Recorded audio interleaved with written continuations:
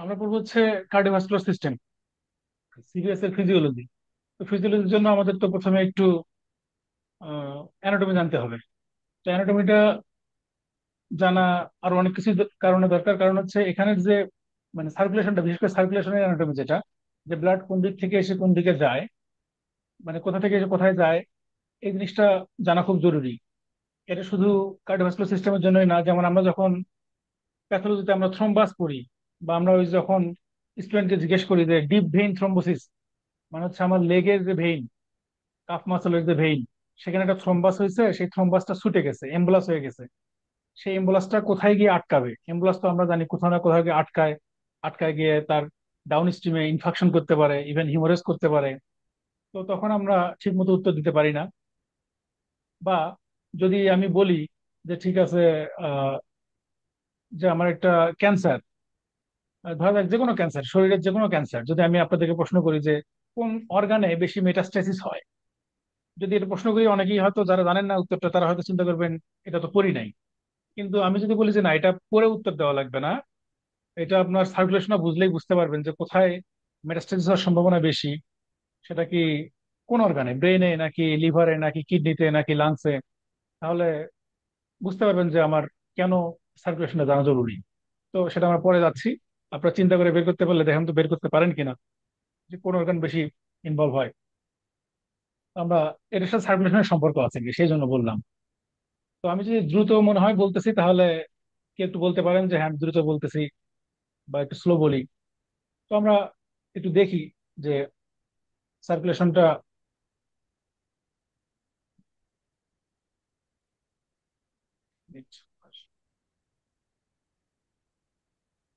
হ্যাঁ, তো এই যে আমরা একটা ছবি দেখতেছি, এই ছবিটা, তো এখানে আমরা দেখতেছি এই যেটা রাইট অ্যাট্রিয়াম, আমি মার্ক করলাম রাইট অ্যাট্রিয়াম।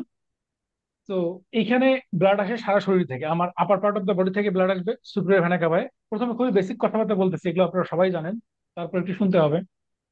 তো আপার পার্ট অফ বডি থেকে সুপ্রিয়র ভেনা কাভা দিয়ে ব্লাড আসে, এবং লোয়ার পার্ট থেকে আসে ইনফিরিয়র ভেনা কাভা দিয়ে ব্লাড। তো এইখানে যখন ব্লাড আসবে রাইট অ্যাট্রিয়ামে, তো সুপ্রিয়র ভেনা কাভা দিয়ে ব্লাড ঢুকবে, আর ইনফিরিয়র ভেনা কাভা দিয়ে ব্লাড ঢুকবে। এখন আমরা যদি চিন্তা করি একটা এরকম ক্যাভিটি, যেখানে উপর থেকে ব্লাড আসতেছে, নিচ থেকে ব্লাড আসতেছে, তো এই ক্যাভিটি যখন কন্ট্রাক্ট করবে, তখন যদি কন্ট্যাক্ট করে, তার টার্গেট কি? রাইট অ্যাট্রিয়াম থেকে রাইট ভেন্ট্রিকলে ব্লাড নিয়ে যাওয়া। এটা তো আমরা মোটামুটি সবাই জানি, চারটা compartment: right atrium, right ventricle, left atrium, left ventricle. তো ওর টার্গেট হচ্ছে রাইট অ্যাট্রিয়াম থেকে রাইট ভেন্ট্রিকলে ব্লাড নেওয়া। তো সে যদি এরকম কন্ট্রাক্ট করে, তাহলে তো ব্লাড শুধু ভেন্ট্রিকলেই যাবে তা তো না। এমনও হতে পারে যে যেহেতু এই দিক থেকে যদি সে কন্ট্রাকশনটা শুরু করে, এই পাশ থেকে, উপর দিক, উপর সাইড থেকে, মানে এইভাবে আস্তে করে কন্ট্রাকশন শুরু করে, তাহলে সুপ্রিয় ভেনা কাভাতে যদি ব্লাড নাও যায়, ইনফিরিয়র ভেনা কাভাতে ব্লাড ফল ব্যাক করবে। কারণ ওটাও তো একটা opening, superior vena cava opening, inferior vena cava opening. তো সুপিরিয়র ভেনা কাভাতে যদিও ভালভ থাকে না, কিন্তু ইনফিরিয়র ভেনা কাভাতে একটা ভালভ থাকে। তাছাড়া দেখা যাবে যে অ্যাট্রিয়াম পাম্প করলে ব্লাড আবার ইনফিরিয়র ভেনা কাভাতে নিচে নামতো। তো যার কারণে ইনফিরিয়র ভেনা কাভার যে ওপেনিংটা, এখানে কিন্তু একটা ভালভ থাকে। এটা কিন্তু আমাদের মাথায় রাখতে হবে। সুপিরিয়র ভেনা কাভাতে ভালভ থাকে না, এবং এই যে ভালভ থাকে না, এটার একটা ক্লিনিক্যাল ইম্পর্টেন্স আছে, সেটা আমরা পরবর্তীতে জানবো। বিশেষ করে জুগুলার ভেনাস প্রেশার যখন আমরা পড়বো, তখন আমরা এই তথ্যটা কাজে লাগবে। তো রাইট অ্যাট্রিয়াম থেকে রাইট ভেন্ট্রিকলে ব্লাড আসবে। রাইট ভেন্ট্রিকলে যখন ব্লাড আসবে, এরপর আমরা এই রাইট ভেন্ট্রিকলটা দেখি। এই যে রাইট ভেন্ট্রিকল, এখানে অ্যাট্রিয়াম থেকে ব্লাড আসছে, আসার পরে ভেন্ট্রিকল পাম্প করে কোথায় পাঠিয়ে দিবে? এই যে এখানে পাঠিয়ে দিবে। এটার নাম কি? পালমোনারি ট্রাঙ্ক বা পালমোনারি আর্টারি। তো পালমোনারি আর্টারি এই একমাত্র আর্টারি যেটা আমাদের কি করে, ডিঅক্সিজেনেটেড ব্লাড ক্যারি করে। কারণ আমরা জানি হোল বডি থেকে, মানে সুপ্রিয় vena CAVA, inferior vena CAVA দিয়ে যে ব্লাড গুলো আসছে, এগুলো হচ্ছে ডিঅক্সিজেনেটেড ব্লাড। এইটা রাইট অ্যাট্রিয়ামে আসছে, রাইট অ্যাট্রিয়াম থেকে যাবে রাইট ভেন্ট্রিকলে, রাইট ভেন্ট্রিকল থেকে যাবে কোথায়? পালমোনারি আর্টারি দিয়ে। কোথায় যাবে? লাংস। এখানে আমাদের ধরা যাক লাংস আছে, তাহলে পালমোনারি আর্টারি দিয়ে যাবে হচ্ছে লাংস। এখন লাংস থেকে আবার এই ব্লাডটা অক্সিজেন নিবে, অক্সিজেন গ্রহণ করবে। তার সে যে কার্বন ডাইঅক্সাইড নিয়ে আসছিল, সেটা ছেড়ে দিবে লাংস দিয়ে, এক্সটার্নাল এয়ারে চলে যাবে। আবার এক্সটার্নাল মানে এনভায়রনমেন্ট থেকে অক্সিজেন নিয়ে আসবে সেই ব্লাডটা, সেই অক্সিজেনেটেড ব্লাড। এই যে পালমোনারি ভেইন চারটা, এদিকে দেখতেছি, এদিকে দেখতেছি, যে ভেইনটা অক্সিজেনেটেড ব্লাড ক্যারি করে, সেটা হচ্ছে পালমোনারি ভেইন। সেই ভেইন দিয়ে সে ঢুকবে কোথায়? এই যে আমাদের লেফট অ্যাট্রিয়ামে। এবং লেফট অ্যাট্রিয়ামে যখন ব্লাড ঢুকবে, তারপর সে আবার পাম্প করলে লেফট ভেন্ট্রিকলে ঢুকবে। লেফট ভেন্ট্রিকল থেকে আবার যখন লেফট ভেন্ট্রিকল পাম্প করবে তখন আমরা যদি দেখি যে এই যে লেফট ভেন্ট্রিকল এখান থেকে এই যে এদিক দিয়ে ডিরেকশন দেখান অ্যারোটা, হ্যাঁ, এইভাবে। এই যে আর্টস হয়েছে এর নাম আর্টস, তাহলে অ্যাসেন্ডিং অ্যারোটা মানে উঠছে যেটা জাস্ট শুরুতেই অ্যাসেন্ডিং অ্যারোটা, তারপর হচ্ছে আর্টস হয়ে গেছে আর্টস অফ অ্যারোটা। আর্টস অফ অ্যারোটা আমরা তিনটা ব্রাঞ্চ জানি, হ্যাঁ। তো এই যে এই পাথওয়েটা এটা জানতে হবে কেন, তাহলে আমার হচ্ছে সিস্টেমিক যে সার্কুলেশনটা আছে, মানে হচ্ছে সারা বডির যে সিস্টেমিক সার্কুলেশন, আমরা তো সার্কুলেশন বলি মেইনলি দুইটা বা তিনটা। একটা হলো সিস্টেমিক সার্কুলেশন, একটা হচ্ছে পালমোনারি সার্কুলেশন, আর একটা বলি পোর্টাল সার্কুলেশন। সিস্টেমিক সার্কুলেশন আমার সারা বডির যে সিস্টেম আছে সেখানে যেসব সার্কুলেশন আছে সিস্টেমিক সার্কুলেশন। পালমোনারি মানে লাংস, লাংসে যেটা আছে পালমোনারি সার্কুলেশন। আর পোর্টাল সার্কুলেশনটা কি? পোর্টাল সার্কুলেশনটা হচ্ছে এমন একটা সার্কুলেশন যেটা আপনাকে ধরা যাক, আমি সিম্পলি একটা ছবি আঁকি, ধরা যাক এটা একটা মানে আর্টারি। আর্টারি আমরা কি জানি ক্যাপিলারিতে গিয়ে শেষ হয়, তারপর ক্যাপিলারি এই পাশে আবার ভেইন শুরু হয়। মানে আমি এটা বলতে চাচ্ছি এই পাশে একটা আর্টারি, এটা হচ্ছে ক্যাপিলারি, এটা হচ্ছে ভেইন।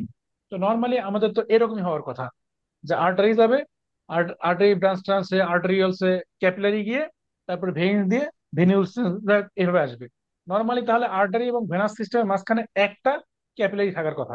এটা হচ্ছে আমাদের সব ক্যাপিলারির বৈশিষ্ট্য। কিন্তু যে যে সার্কুলেশনে সব সার্কুলেশনের বৈশিষ্ট্য, যে সার্কুলেশনে দুইটা ক্যাপিলারি মাঝখানে পড়ে, মানে আর্টারি থেকে ভেইনে যাওয়ার মাঝখানে একটা ক্যাপিলারি সিস্টেম না দুইটা ক্যাপিলারি সিস্টেম পড়বে, সেটা হলো পোর্টাল সার্কুলেশন। যেমন যদি এক্সাম্পল দেই, এই লিভার কিডনি এগুলো হচ্ছে পোর্টাল সার্কুলেশন অন্তর্ভুক্ত। লিভারেই যদি আমরা চিন্তা করি, বা ধরেন আমার একটা আর্টারিয়াল সার্কুলেশন আমার ইন্টেস্টিনে আছে, তো ইন্টেস্টিনে ক্যাপিলারি আছে, ক্যাপিলারি থেকে আবার ভেইন আছে, ভেইন বের হয়ে গেছে, সেই ভেইনটা পোর্টাল ভেইন, সেই পোর্টাল ভেইনটা কোথায় গিয়েছে? লিভারে। লিভারে আবার সাইনোসয়েড আছে না, ওগুলো তো ক্যাপিলারি। তার মানে আরেকটা ক্যাপিলারি সে সম্মুখীন হইলো, সেই ক্যাপিলারি গুলো আবার একসাথে মিলে হয়ে সেন্ট্রাল ভেইন, হেপাটিক ভেইন, তারপর হচ্ছে যে ইনফিরিয়র ভেনা কাভা, এই ইনফিরিয়র ভেনা কাভা দিয়ে রাইট এট্রিয়ামে আসবে। তার মানে তারা দুইটা ক্যাপিলারি প্লেক্সাসকে মানে ফেস করলো তাদের এই যাত্রায়। এই জন্যই এটাকে আমরা বলতেছি পোর্টাল সার্কুলেশন। আমার মনে হয় পোর্টাল সার্কুলেশন বুঝার কথা। তাহলে আমরা যে প্রথম যে প্রশ্নটা দিয়ে শুরু করছিলাম সেটা শুরু করি। সেটা হচ্ছে আমরা বললাম যে একটা ডিপ ভেইন থ্রোম্বাস মানে হচ্ছে আমার ধরা যাক ফিমোরাল ভেইনে অথবা পপলিটেল ভেইনে একটা থ্রোম্বাস আছে। থ্রোম্বাস মানে কি এরকম ভেইনের ওয়ালে এরকম একটা থ্রোম্বাস আছে আর ক্লট, ব্লাড ক্লট বলা যায় সাধারণ ভাষায়। আমরা যদি যেহেতু থ্রোম্বাস পড়তেছি না অত ডিটেলসে যাবো না। তো থ্রোম্বাসটা ব্লাড ফ্লোর কারণে ছুটে গেছে, ভেঙে গুঁড়া গুঁড়া হয়ে গেছে। তো এই গুঁড়া গুঁড়া জিনিসগুলো কোথায় গিয়ে আটকাবে? মানে এটা তো এখন এম্বোলাস, থ্রোম্বাস যখন ছুটে যাবে তখন সেটা এম্বোলাস হবে। তো এটা কোথায় গিয়ে আটকাবে? তাহলে ফিমোরাল ভেইন যদি আমরা চিন্তা করি, ফিমোরাল ভেইন হচ্ছে আইলেক ভেইন কি বড় না ছোট, বা এক্সটার্নাল আইলেক ভেইন যেটাই বলি, আর একটু ডায়ামিটার বেশি। আইলেক ভেইন হচ্ছে ইনফিরিয়র ভেনা কাভার ডায়ামিটার আর একটু বেশি। তো একটা জিনিস ছোট জিনিস যখন বড় বড় ডায়ামিটারের দিকে যাবে সেখানে তো আটকাবে না। মানে আমি একটা ধরা যাক আমার গ্রামের রাস্তায় থেকে যাত্রা শুরু করছি, তো তারপর আমি আমার মফস্বলের রাস্তায় আসলাম আর একটু প্রশস্ত, তারপর জেলা শহরের রাস্তায় গেলাম আর একটু প্রশস্ত, তারপর হাইওয়ে রুটে উঠলাম সেটা আরো একটু প্রশস্ত। তাহলে এই প্রশস্ত রাস্তাগুলো আটকাবে না। তারপর ঢাকায় গেলাম, ঢাকায় দেখলাম আরো বিশাল রাস্তা, মানে আমাদের হার্টে গিয়ে দেখলাম যে আরো বিশাল রাস্তা, তাহলে এখানেও আটকাবো না। আটকাবে কোথায়? যখন ঢাকা থেকে আবার অলিগলিতে যাওয়া শুরু করবে। সেই অলিগলিটা কোথায়? এই যে আমার রাইট এট্রিয়ামে আসলো, সেই থ্রম্বাসটা ডিসপ্লেসমেন্ট হয়ে আটকাবে না, কারণ রাইট এট্রিয়াম আরো বড়। তারপর রাইট ভেন্ট্রিকলে যাবে, রাইট ভেন্ট্রিকল থেকে পালমোনারি ট্রাঙ্কে যাবে, যে এইদিকে আসে কি বলছিলাম লাংস আছে, লাংসের ক্যাপিলারি আছে। ক্যাপিলারি তো খুব ছোট জায়গা, খুব ছোট জায়গা, একটা আরবিসি কোনো মতে পাস করে এরকম জায়গা, তাহলে ক্যাপিলারিতে গিয়ে আটকাইতে পারে। সবচেয়ে মানে ছোট জায়গা, সবচেয়ে ন্যারো প্যাসেজ তো এই পালমোনারি ক্যাপিলারিতেই। তার মানে প্রথম সে গিয়ে সরি একটা লেগের আমার ডিপ ভেইন অফ লেগ, সেখানকার একটা থ্রম্বাস যদি ডিসলজমেন্ট হয়ে এম্বোলাস হয়ে যায়, তাহলে সে গিয়ে প্রথমে আটকাইতে পারে আমার পালমোনারি সার্কুলেশনে। বুঝলাম তাহলে। তো এই জন্য এটা জানা দরকার যে ব্লাড কোন দিক দিয়ে কোন দিকে যাচ্ছে। আমার আমার মনে হয় সার্কুলেশন আমরা ক্লিয়ার। এটা এখন একটু ভালভ গুলো দেখে নেই। এই যে রাইট এট্রিয়াম থেকে রাইট ভেন্ট্রিকল মাঝখানে একটা সাদা যে আমরা ভালভ দেখতেছি, এটার নাম কি? Tricuspid valve. মানে তিনটা কাজ, যদিও আমরা এখানে যেহেতু টু ডাইমেনশনাল ছবি, তিনটা কাজ দেখাইতে পারতেছি না। তার মানে হচ্ছে ট্রাইকাস্পিড, তিনটা কাজ। ভালভটা হয়তো এরকম আর কি, তিনটা কাজ আর কি, তো ট্রাইকাস্পিড ভালভ।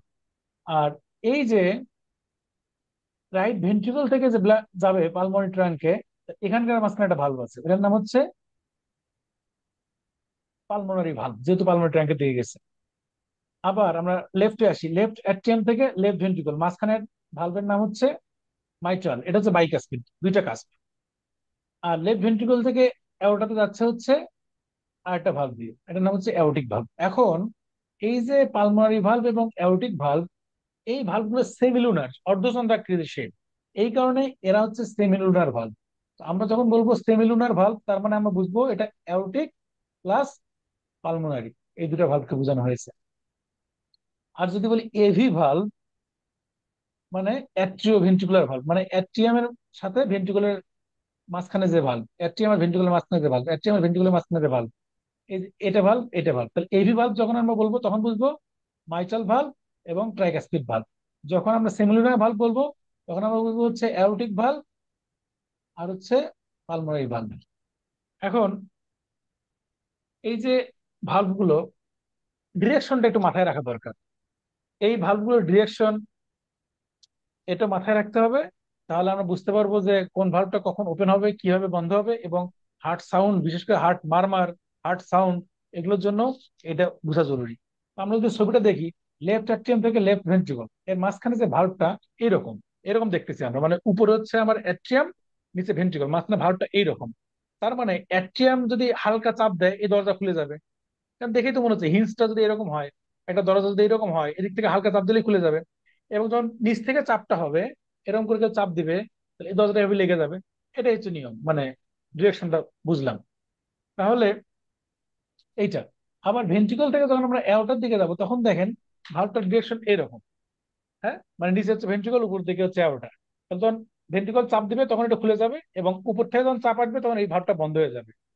তাহলে এটা হচ্ছে অ্যাওর্টিক ভালভ। ঠিক একই রকম অপোজিটে রাইট এট্রিয়াম ভেন্ট্রিকল এবং ভালভগুলো এই একই রকম।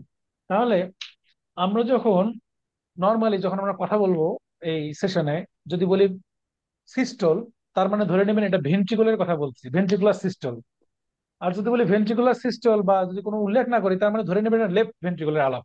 আর হার্টের ম্যাক্সিমাম আলাপ হবে লেফট ভেন্ট্রিকল কেন্দ্রিক, কারণ লেফট ভেন্ট্রিকল পাম্প করলে আমাদের সারা বডিতে ব্লাড সার্কুলেশন যায়। তো আমাদের ম্যাক্সিমাম আলাপ হবে লেফট ভেন্ট্রিকল কেন্দ্রিক।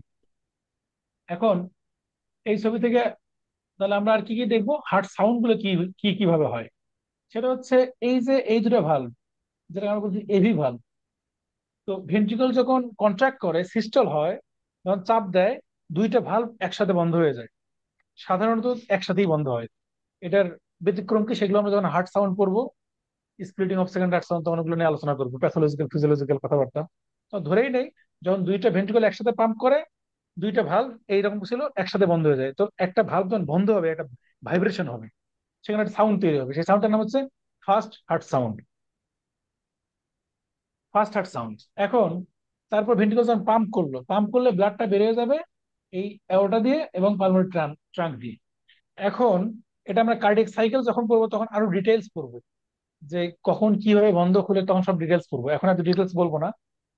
যখন অ্যাওর্টা এবং পালমোনারি ট্রাঙ্ক দিয়ে ব্লাড বের হয়ে যাবে, বের হয়ে যাওয়ার পর হার্ট তো বন্ধ, চাপ দিয়ে ব্লাড বের করে দিচ্ছে, এরপর হার্ট আবার রিল্যাক্স করার চেষ্টা করবে, মানে রিল্যাক্স হবে, এটাই নিয়ম। সিস্টল হবে, ডায়াস্টল হবে, কন্ট্রাকশন হবে, রিল্যাক্সেশন হবে। তো যখন রিল্যাক্স করতে হবে, তখন ভেন্ট্রিকুলার মাঝখানে প্রেশার কমবে। প্রেশার কমলে এই যে বাইরে অ্যাওর্টা পালমোনারি ট্রাঙ্ক, এগুলোতে প্রেশার বেশি তো তখন, কারণ ব্লাড প্রেশার তো আমরা ব্লাড বের করে দিলাম প্রেশার দিয়েই, সেই প্রেশার ব্লাডটা তো এখন অ্যাওর্টাতে আছে। তখন ভেন্ট্রিকল যদি নেগেটিভ হওয়া শুরু করে, কমে যাওয়া শুরু করে, তাহলে নর্মাল একটা নিয়মই হচ্ছে বেশি প্রেশার দিক থেকে কম প্রেশার দিকে যে কোনো জিনিসই যাওয়ার চেষ্টা করে। মানে অ্যাওর্টার ব্লাডটা তখন ভেন্ট্রিকুলে ঢোকার চেষ্টা করবে, পালমোনারি ট্রাঙ্কের ব্লাডটা ভেন্ট্রিকুলে ঢোকার চেষ্টা করবে, কারণ বাইরে প্রেশার বেশি, ভেন্ট্রিকুলের ভিতরে প্রেশার কমতেছে। তখন ভিতরে ঢোকার চেষ্টা করলে দরজাটা কি রকম, এরকম, ভিতর ঢোকার চেষ্টা করলে ফ্লোর কারণেই দরজাটা বন্ধ হয়ে যাবে। তাহলে অ্যাওর্টিক ভালভ এবং পালমোনারি ভালভ ক্লোজ হয়ে গেল। এই যে ক্লোজ হলো, তখন একটা ভাইব্রেশনের শব্দ হবে, এটার নাম second heart sound. Aortic valve এবং পালমোনারি ভালভ গুলো একটু টট হয়, একটু শক্ত হয়, মানে এভি ভালভের চেয়ে, যার কারণে এদের ধাক্কাটা একটু জোরে শব্দ করে, যার কারণে ফার্স্ট হার্ট সাউন্ডের চেয়ে সেকেন্ড হার্ট সাউন্ড একটু সামান্য শব্দ বেশি হয়। তো third heart sound, fourth heart sound, এগুলো আমরা পরবর্তীতে বলবো আর কি।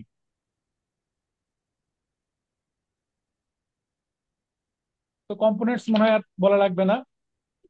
আমার মনে হয় এটা আমরা দেখেই নিয়েছি। সরি।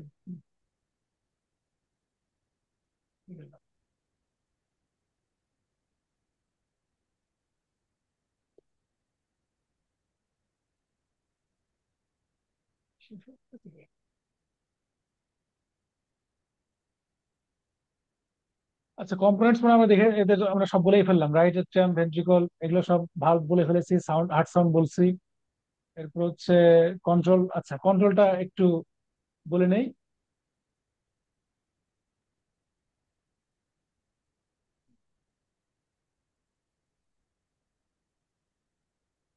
আচ্ছা, কন্ট্রোল,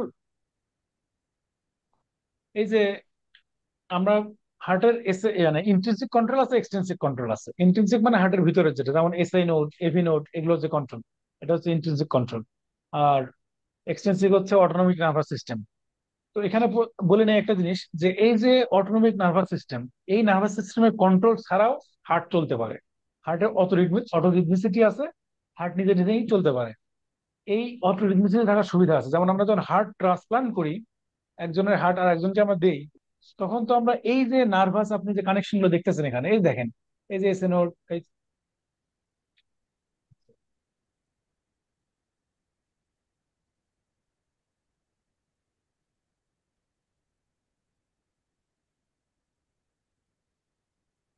এই যে আমরা কানেকশন গুলো দেখতেছি, এই যে এই কানেকশন, এই নার্ভাস, এই কানেকশন গুলো তো আসলে রিপেয়ার করা যাবে না, এগুলো তো আর জোড়া দেওয়া যাবে না আসলে, এগুলো তো ছোট ছোট একেবারে মাইনর জিনিসপত্র।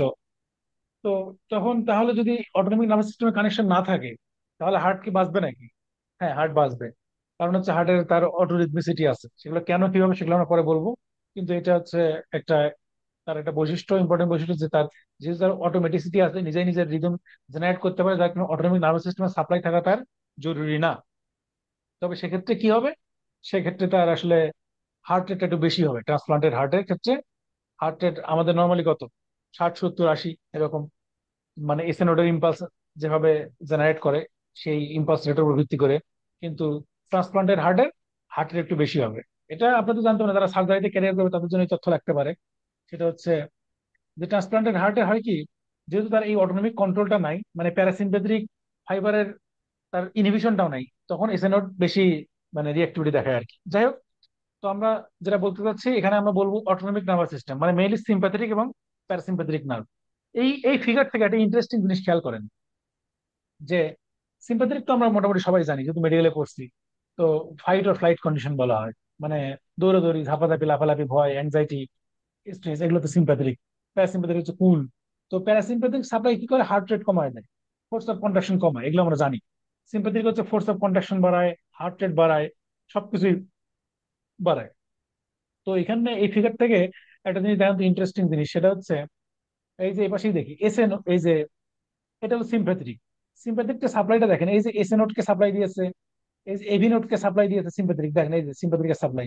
ইভেন এই ভেন্ট্রিকুলার মাসল গুলোকে সাপ্লাই দিয়েছে, দেখেন এই পাশে দেখেন, সিম্প্যাথেটিক কি ভেন্ট্রিকুলার মাসলকে সাপ্লাই দিয়েছে। কিন্তু এই যে আমরা ভ্যাগাস নার্ভটা দেখতে পাচ্ছি, ভ্যাগাস নার্ভটা দেখেন এসএ নোটকে সাপ্লাই দিয়েছে, এভি নোটকে সাপ্লাই দিয়েছে, ভ্যাগাস নার্ভের সাপ্লাই কিন্তু এই যে মাসলে নাই। এই জিনিসটা খেয়াল করছেন কি? তাহলে ভ্যাগাস নার্ভের সাথে, যেহেতু ventricular muscle mainly force of contraction generate করে ভেন্ট্রিকুলার মাসল, তাহলে ভ্যাগাস নার্ভের সাথে মানে প্যারাসিম্পেথিক নার্ভের সাথে ফোর্স অফ কন্ট্রাকশনের সম্পর্ক ততটা নাই। মানে হচ্ছে ফোর্স অফ কন্ট্রাকশনকে কন্ট্রোল ততটা প্যারাসিম্পেথিক করতে পারে না, কিন্তু সিম্প্যাথেটিক করতে পারে। তার মানে সিম্প্যাথেটিক হার্ট রেট তো মেনটেন করতেই পারে, মানে বাড়াই দিতে পারে, ফোর্স অফ কন্ট্রাকশন বাড়াইতে পারে। প্যারাসিম্প্যাথিক হার্ট রেট কমাইতে পারলেও ফোর্স অফ কন্ট্রাকশন তেমন একটা কমাইতে পারে না, তেমন পারে না। তো এই যেখানে ওই ছবিটা জন্য হলুদ মার্ক করে রাখছি, দেখেন যে এই রিজনটায় সিম্প্যাথেটিক নার্ভের সাপ্লাই আছে, কিন্তু প্যারাসিম্প্যাথেটিক এর সাপ্লাই নাই। আমার মনে ক্লিয়ার না? মানে সহজ কথায়,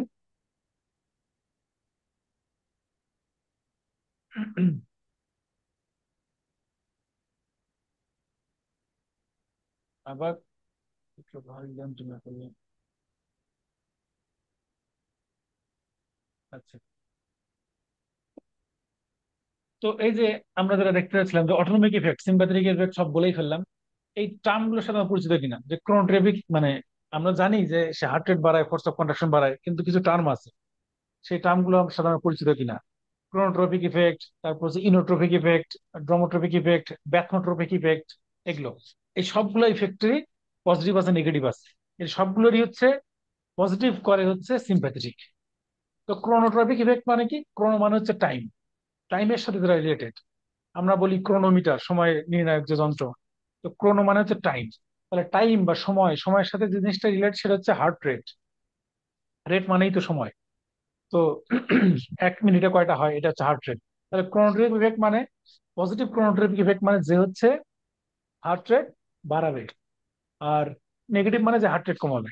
ইনোট্রপিক ইফেক্ট, ইনো মানে হচ্ছে ফাইবার, তার মানে যে ফোর্স অফ কন্ট্রাকশনের সাথে রিলেটেড, ইনোট্রপিক ইফেক্ট। কারণ যে ফোর্স অফ কন্ট্রাকশন বাড়াবে সে হচ্ছে পজিটিভ ইনোট্রপিক এজেন্ট, আর যে কমাবে সে নেগেটিভ। ড্রমোট্রপিক ইফেক্ট, এটা হচ্ছে কন্ডাকশন ভেলোসিটি। এই যে আমরা কন্ডাকটিভ সিস্টেম পড়বো একটু পরে, সেই কন্ডাকশন ভেলোসিটি যে বাড়ায় সে হলো পজিটিভ, যে কমায় সে হলো নেগেটিভ। আর হচ্ছে ব্যাথমোট্রপিক বললাম একটা, ব্যাথমোট্রপিক হচ্ছে এক্সাইটেবিলিটি, যে কার্ডিয়াক মাসলে এক্সাইটেবিলিটি বাড়ায় সে হচ্ছে ব্যাথমোট্রপিক, আর যে কমায় সে হচ্ছে নেগেটিভ ব্যাথমোট্রপিক মানে এজেন্ট। তো সিম্প্যাথেটিক মেইনলি কাজ করে কি দিয়ে আমরা জানি? সিম্প্যাথেটিক রুটের মানে নার্ভ এন্ডিং থেকে রিলিজ হচ্ছে নর এপিনেফ্রিন। আমাদের পরীক্ষায় মাঝে মধ্যে এটা আসে যে এপিনেফ্রিন এর সোর্স কোথায়, মানে মোস্ট অফ দ্য এপিনেফ্রিন কোথা থেকে আসে, বা মোস্ট অফ দ্য প্যারা মানে নর এপিনেফ্রিন কোথা থেকে আসে। তো এটা আমরা জানি কিনা, না জানলে আমরা একটু বোঝার চেষ্টা করি। সেটা হচ্ছে আমাদের অ্যাড্রিনালিন গ্ল্যান্ড আছে, তাই তো? Adrenaline gland. তো অ্যাড্রিনালিন নাম কি?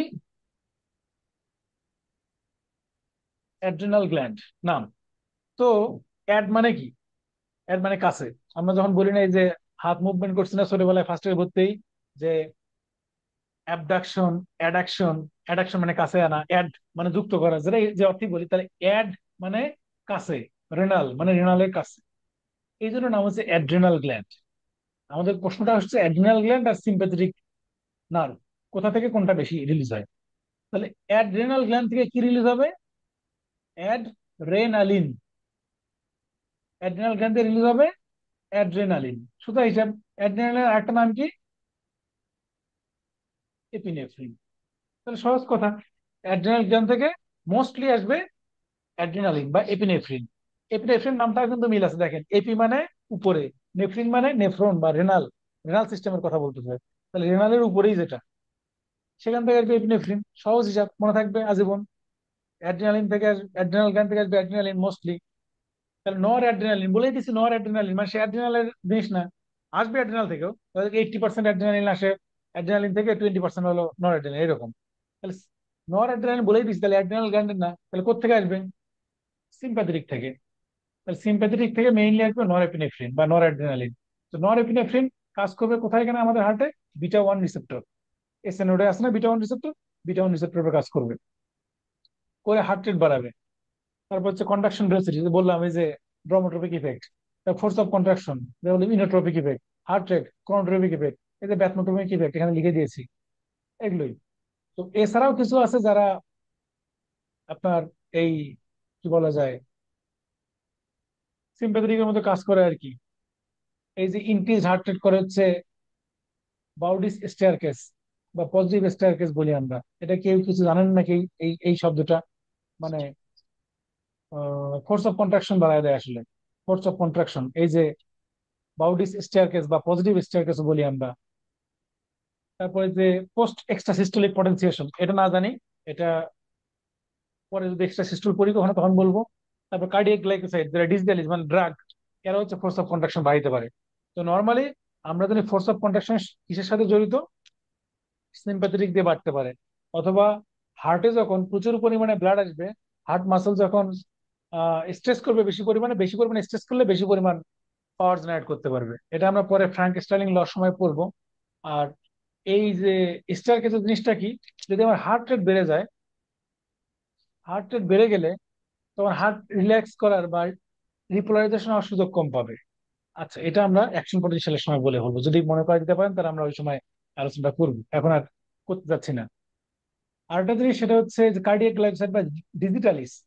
এটা অনেক সময় ইম্পর্টেন্ট পরীক্ষা টরীক্ষা আসে, ডিজিটালিস এটা কিভাবে কাজ করে। তো আমরা মায়োকার্ডিয়াল যখন অ্যাকশন পটেনশিয়াল পড়বো, তখন এই জিনিসটা মনে করা দিলে আমি এই আলোচনাটা করব তখন।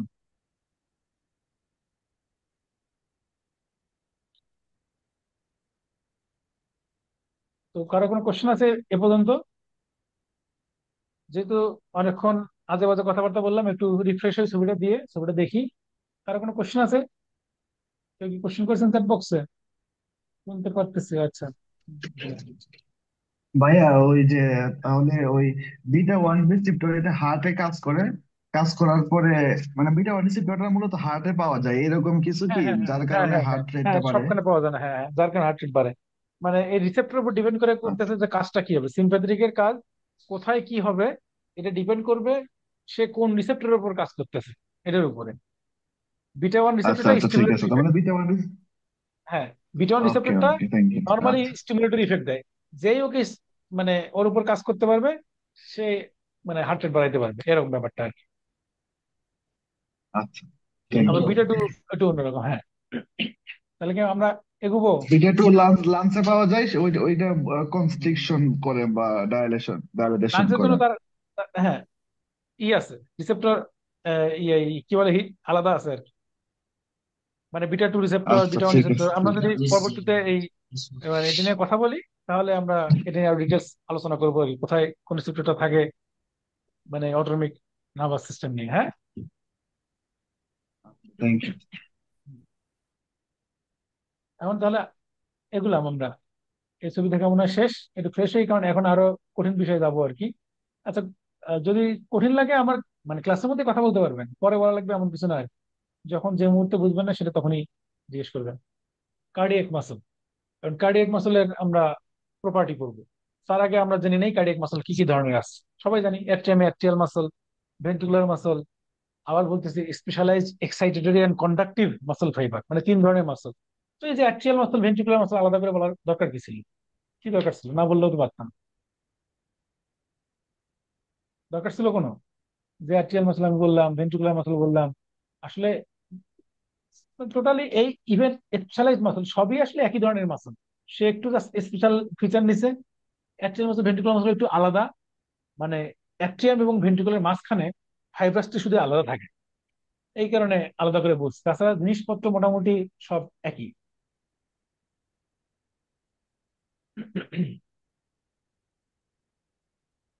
এখন এই মাসলগুলো প্রপার্টি, প্রপার্টির এই আমরা এগুলো একটু ভালো করে বোঝার চেষ্টা করব, কারণ এই প্রপার্টি গুলো কেন, এগুলোর সাথে পরবর্তীতে অনেক তথ্য জড়িত। প্রথম কথা হচ্ছে এক্সাইটেবিলিটি। এক্সাইটেবল, এটা তো বোঝার তেমন কিছু দেখতেছি না। মানে হার্ট মাসল এক্সাইটেড হয়, স্টিমুলাস দিলে সে এক্সাইটেড হবে। যেমন স্কেলেটাল মাসল, আমি এই যে হাত নাড়াইতেছি, আমি একটা স্টিমুলাস দিচ্ছি, বা এই যে চুলকাইলাম, স্টিমুলাস দিলাম, এরকম সে এক্সাইটেবল, এটা নিয়ে কোনো ঝামেলা নেই। এখন কন্ট্রাক্টিলিটি, হার্ট মাসলের কন্ট্রাক্টিভ মানে কন্ট্রাক্ট করার পাওয়ার আছে আর কি, কন্ট্রাক্টিলিটি আছে। তো এইটাকে আমরা কি বলি, ওই যে যে কন্ট্রাক্টিলিটি বাড়ায়, একটু আগে বলেছিলাম ইনোট্রপিক ইফেক্ট অথবা negative inotropic effect. And contract যে করে, এই দুইটা সূত্র ফলো করে। দুইটা সূত্র না, আসলে আরেকটা সূত্র আছে, ল্যাপ্লাসিস ল। সেটা যেহেতু লাগে না অনেকের, এই জন্য এটা বলতেছি না। তো এই একটা হচ্ছে অল অর নান ল, আর একটা হচ্ছে ফ্র্যাঙ্ক স্টার্লিং ল, একটু আগে আমরা বলেছিলাম। অল অথবা নান, হয় সবই নয় কিছুই না। এটা হচ্ছে অল অর নান ল। মানে সহজ করে বলি, আমি যখন অ্যাকশন পটেনশিয়াল বলবো তখন আরো বলবো। ধরা যাক আমি একটা স্টিমুলাস দিলাম, স্টিমুলাস দিলাম, এটা হচ্ছে রেস্টিং একটা অবস্থা। এই ভদ্রলোক, ধরা যাক এক ভদ্রলোককে আমি একটা টোকা দিলাম, টোকা দিলে সে রাগ করে না। কখন রাগ করে? যখন টোকাটা সার্টেন পরিমাণ জোরে হয়। মানে এই স্টিমুলাসটা যদি এমন হয় যে এটা এই রেস্টিং পটেনশিয়ালকে আমরা অ্যাকশন পটেনশিয়াল বলবো। তো আমি আশা করে নিচ্ছি যে আমরা সবাই একটা মানে মোটামুটি ধারণা আছে রেস্টিং মেমব্রেন পটেনশিয়াল যে কোনো মাসল সেল বা যে কোনো কিছু রেস্টে যখন থাকে তখন। আর অ্যাকশন পটেনশিয়াল যখন সে অ্যাকশনে যায়। সবার কিন্তু অ্যাকশন পটেনশিয়াল নাই। সবার রেস্টিং মেমব্রেন পটেনশিয়াল থাকলেও বডির সব মানে সব সেলেরই একটা আরএমপি রেস্টিং মেমরি পটেনশিয়াল থাকে, কিন্তু সবার কিন্তু অ্যাকশন পটেনশিয়াল জেনারেট হয় না, কারণ সবার কিন্তু অ্যাকশনে যাওয়া লাগে না। তো ধরা যাক স্টিমুলাস দিলাম, স্টিমুলাস দিলে সে সার্টেন একটা লেভেলে পৌঁছায়। পৌঁছাইলে সে অ্যাকশন পটেনশিয়াল জেনারেট করে। তার মানে হয় এই পর্যন্ত সে পৌঁছাবে অথবা পৌঁছাবে না। এমন না যে ওর চেয়ে একটু কম অ্যাকশন পটেনশিয়াল করলাম, ওর চেয়ে একটু কম করলাম, যেহেতু আমাকে কম স্টিমুলাস দিছে আমি একটু কম ছোট একটা অ্যাকশন পটেনশিয়াল করলাম, আমাকে বেশি স্টিমুলাস দিছে আমি একটা বেশি অ্যাকশন পটেনশিয়াল করলাম। এই জিনিসটা না, এই জিনিসটা ক্লিয়ার করেন। মনে হতে পারে যে অনেক বেশি স্টিমুলাস দিলাম তার মানে মানে অনেক জোরে বা অনেক বেশি অ্যাকশন পটেনশিয়াল জেনারেট হবে, ব্যাপারটা তা না। বা অনেক আস্তে দিলাম অনেক আস্তে হবে, ব্যাপারটা তা না। হয় হবে, নয় হবেই না। এটা হচ্ছে অল অর নান ল। মানে স্টিমুলাস যদি তার থ্রেশহোল্ড পর্যন্ত পৌঁছায় তাহলে তার পুরো দমে অ্যাকশন হবে, না হলে পৌঁছাবে না। মানে ওই যে লোকটাকে গুতা দিলাম, গুতা যদি সার্টেন মানে জোরে হয় তাহলে সে পুরো দমে রাগ করবে। আর যদি গুতা তার নিচে হয় তাহলে একবারই রাগ করবে না, মাঝামাঝি পর্যায়ে কোনো রাগ নেই। ধরেন সে রাগ করলে 5টা চর মারে, মানে হয় সে 5টা চর মারবে নয় কোনো চরই মারবে না, 2টা 3টা চর মারবে না। এটা হচ্ছে অল অর নান ল। তো আর ফ্রাঙ্ক স্টার্লিং ল, ফ্রাঙ্ক স্টার্লিং ল হচ্ছে অনেক ভারী ভারী কথাবার্তা আছে বইপত্র, অত ভারী কথা বোঝার দরকার নাই। মূল কথা হচ্ছে ফিজিওলজিক্যাল লিমিটের ভিতরে কথাটা বলবো। Within the physiological limit, the greater the length of the cardiac muscle fibre, the greater the force of contraction. মানে হচ্ছে কার্ডিয়াক মাসল এটা যদি আমরা ধরি, এটা লেন্থ যত বেশি হবে ফোর্স অফ কন্ট্রাকশন তত বেশি হবে। যত বেশি মানে কি দুনিয়ার বাইরে চলে যাবে তা না, ফিজিওলজিক্যাল লিমিটের ভিতরে। এটা হচ্ছে তার কথা। তার মানে এই যে লেন্থ, এটা কি মানে কন্ট্রাকশনের আগের অবস্থার লেন্থ। জাস্ট কন্ট্যাক্ট করতে যাবে তার আগে যে লেন্থটা থাকবে সেই লেন্থটা যত বড় হবে ফোর্স অফ কন্ট্রাকশন তত বেশি হবে। তার মানে এর আগের লেন্থ মানে কি এন ডায়াস্টলিক ভলিউম হওয়ার পরে যে লেন্থ হবে, ডায়াস্টলিক ভলিউম গুলো আমরা পরে বলবো। আর মূল কথা হচ্ছে হার্ট ডায়াস্টল করা অবস্থায় যে ব্লাডটা থাকে তার পরিমাণে, সেটা হচ্ছে এন ডায়াস্টলিক ভলিউম। তো ডায়াস্টল করার সময় ধরা যাক এরকম অবস্থা, এই অবস্থায় তার মানে তার যদি ব্লাড বেশি আসে, সে যদি বেশি স্ট্রেস হয় তাহলে মাসল বেশি স্ট্রেস হলো, তাহলে ফোর্স অফ কন্ট্রাকশন বেশি হবে। সে যদি ব্লাড কম থাকে, কম স্ট্রেস হয়, ফোর্স অফ কন্ট্রাকশন কম হবে। এটা সুবিধা কি? সুবিধা হচ্ছে যদি তার ব্লাড ভলিউম বেড়ে যায়, ধরেন আমি কারো শরীরে স্যালাইন দিলাম, আমরা তো ধরো তাকে হার্টম্যান দিলাম, হার্টম্যান স্যালাইন দিলাম, তো স্যালাইন তো সরাসরি ভেনে চলে যাচ্ছে, ভেনে তো ব্লাড ভলিউম বেড়ে যাচ্ছে। তো বেশি ভলিউমে ব্লাড এখন হার্টে গেল, হার্ট বেশি পরিমাণ ডাইলেট হইলো, বেশি স্ট্রেস হইলো। এখন ডাইলেট হওয়ার পরে যদি আগের মতোই স্ট্রেস মানে কন্ট্রাকশন করে তাহলে তো সব ব্লাড বের করতে পারবে না, মানে যতখানি বের করা দরকার। এখন যদি বেশি ব্লাড আসছে, বেশি জোরে পাম্প করে বেশি পরিমাণ ব্লাড বের করে দিতে হবে যাতে ব্লাড না জমে থাকে। তাহলে এগুলো সুবিধা আছে ফ্র্যাঙ্ক স্টার্লিং লয়। তারপর আসি অটো রিদমিসিটি। এখন অটো রিদমিসিটি শব্দটা,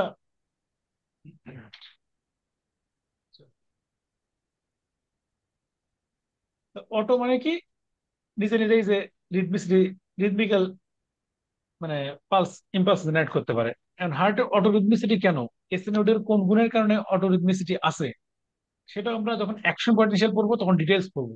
শুধু এখন জানি, আমরা একটু আগে বলেছিলাম হার্ট যেহেতু নিজেই নিজে নিজেকে পাম্প করতে পারে, নিজেই জেনারেট করতে পারে, যেমন S A node AV node, এদের অটোরিদমিসিটি আছে, নিজেই নিজেকে এক্সাইটেড করতে পারে।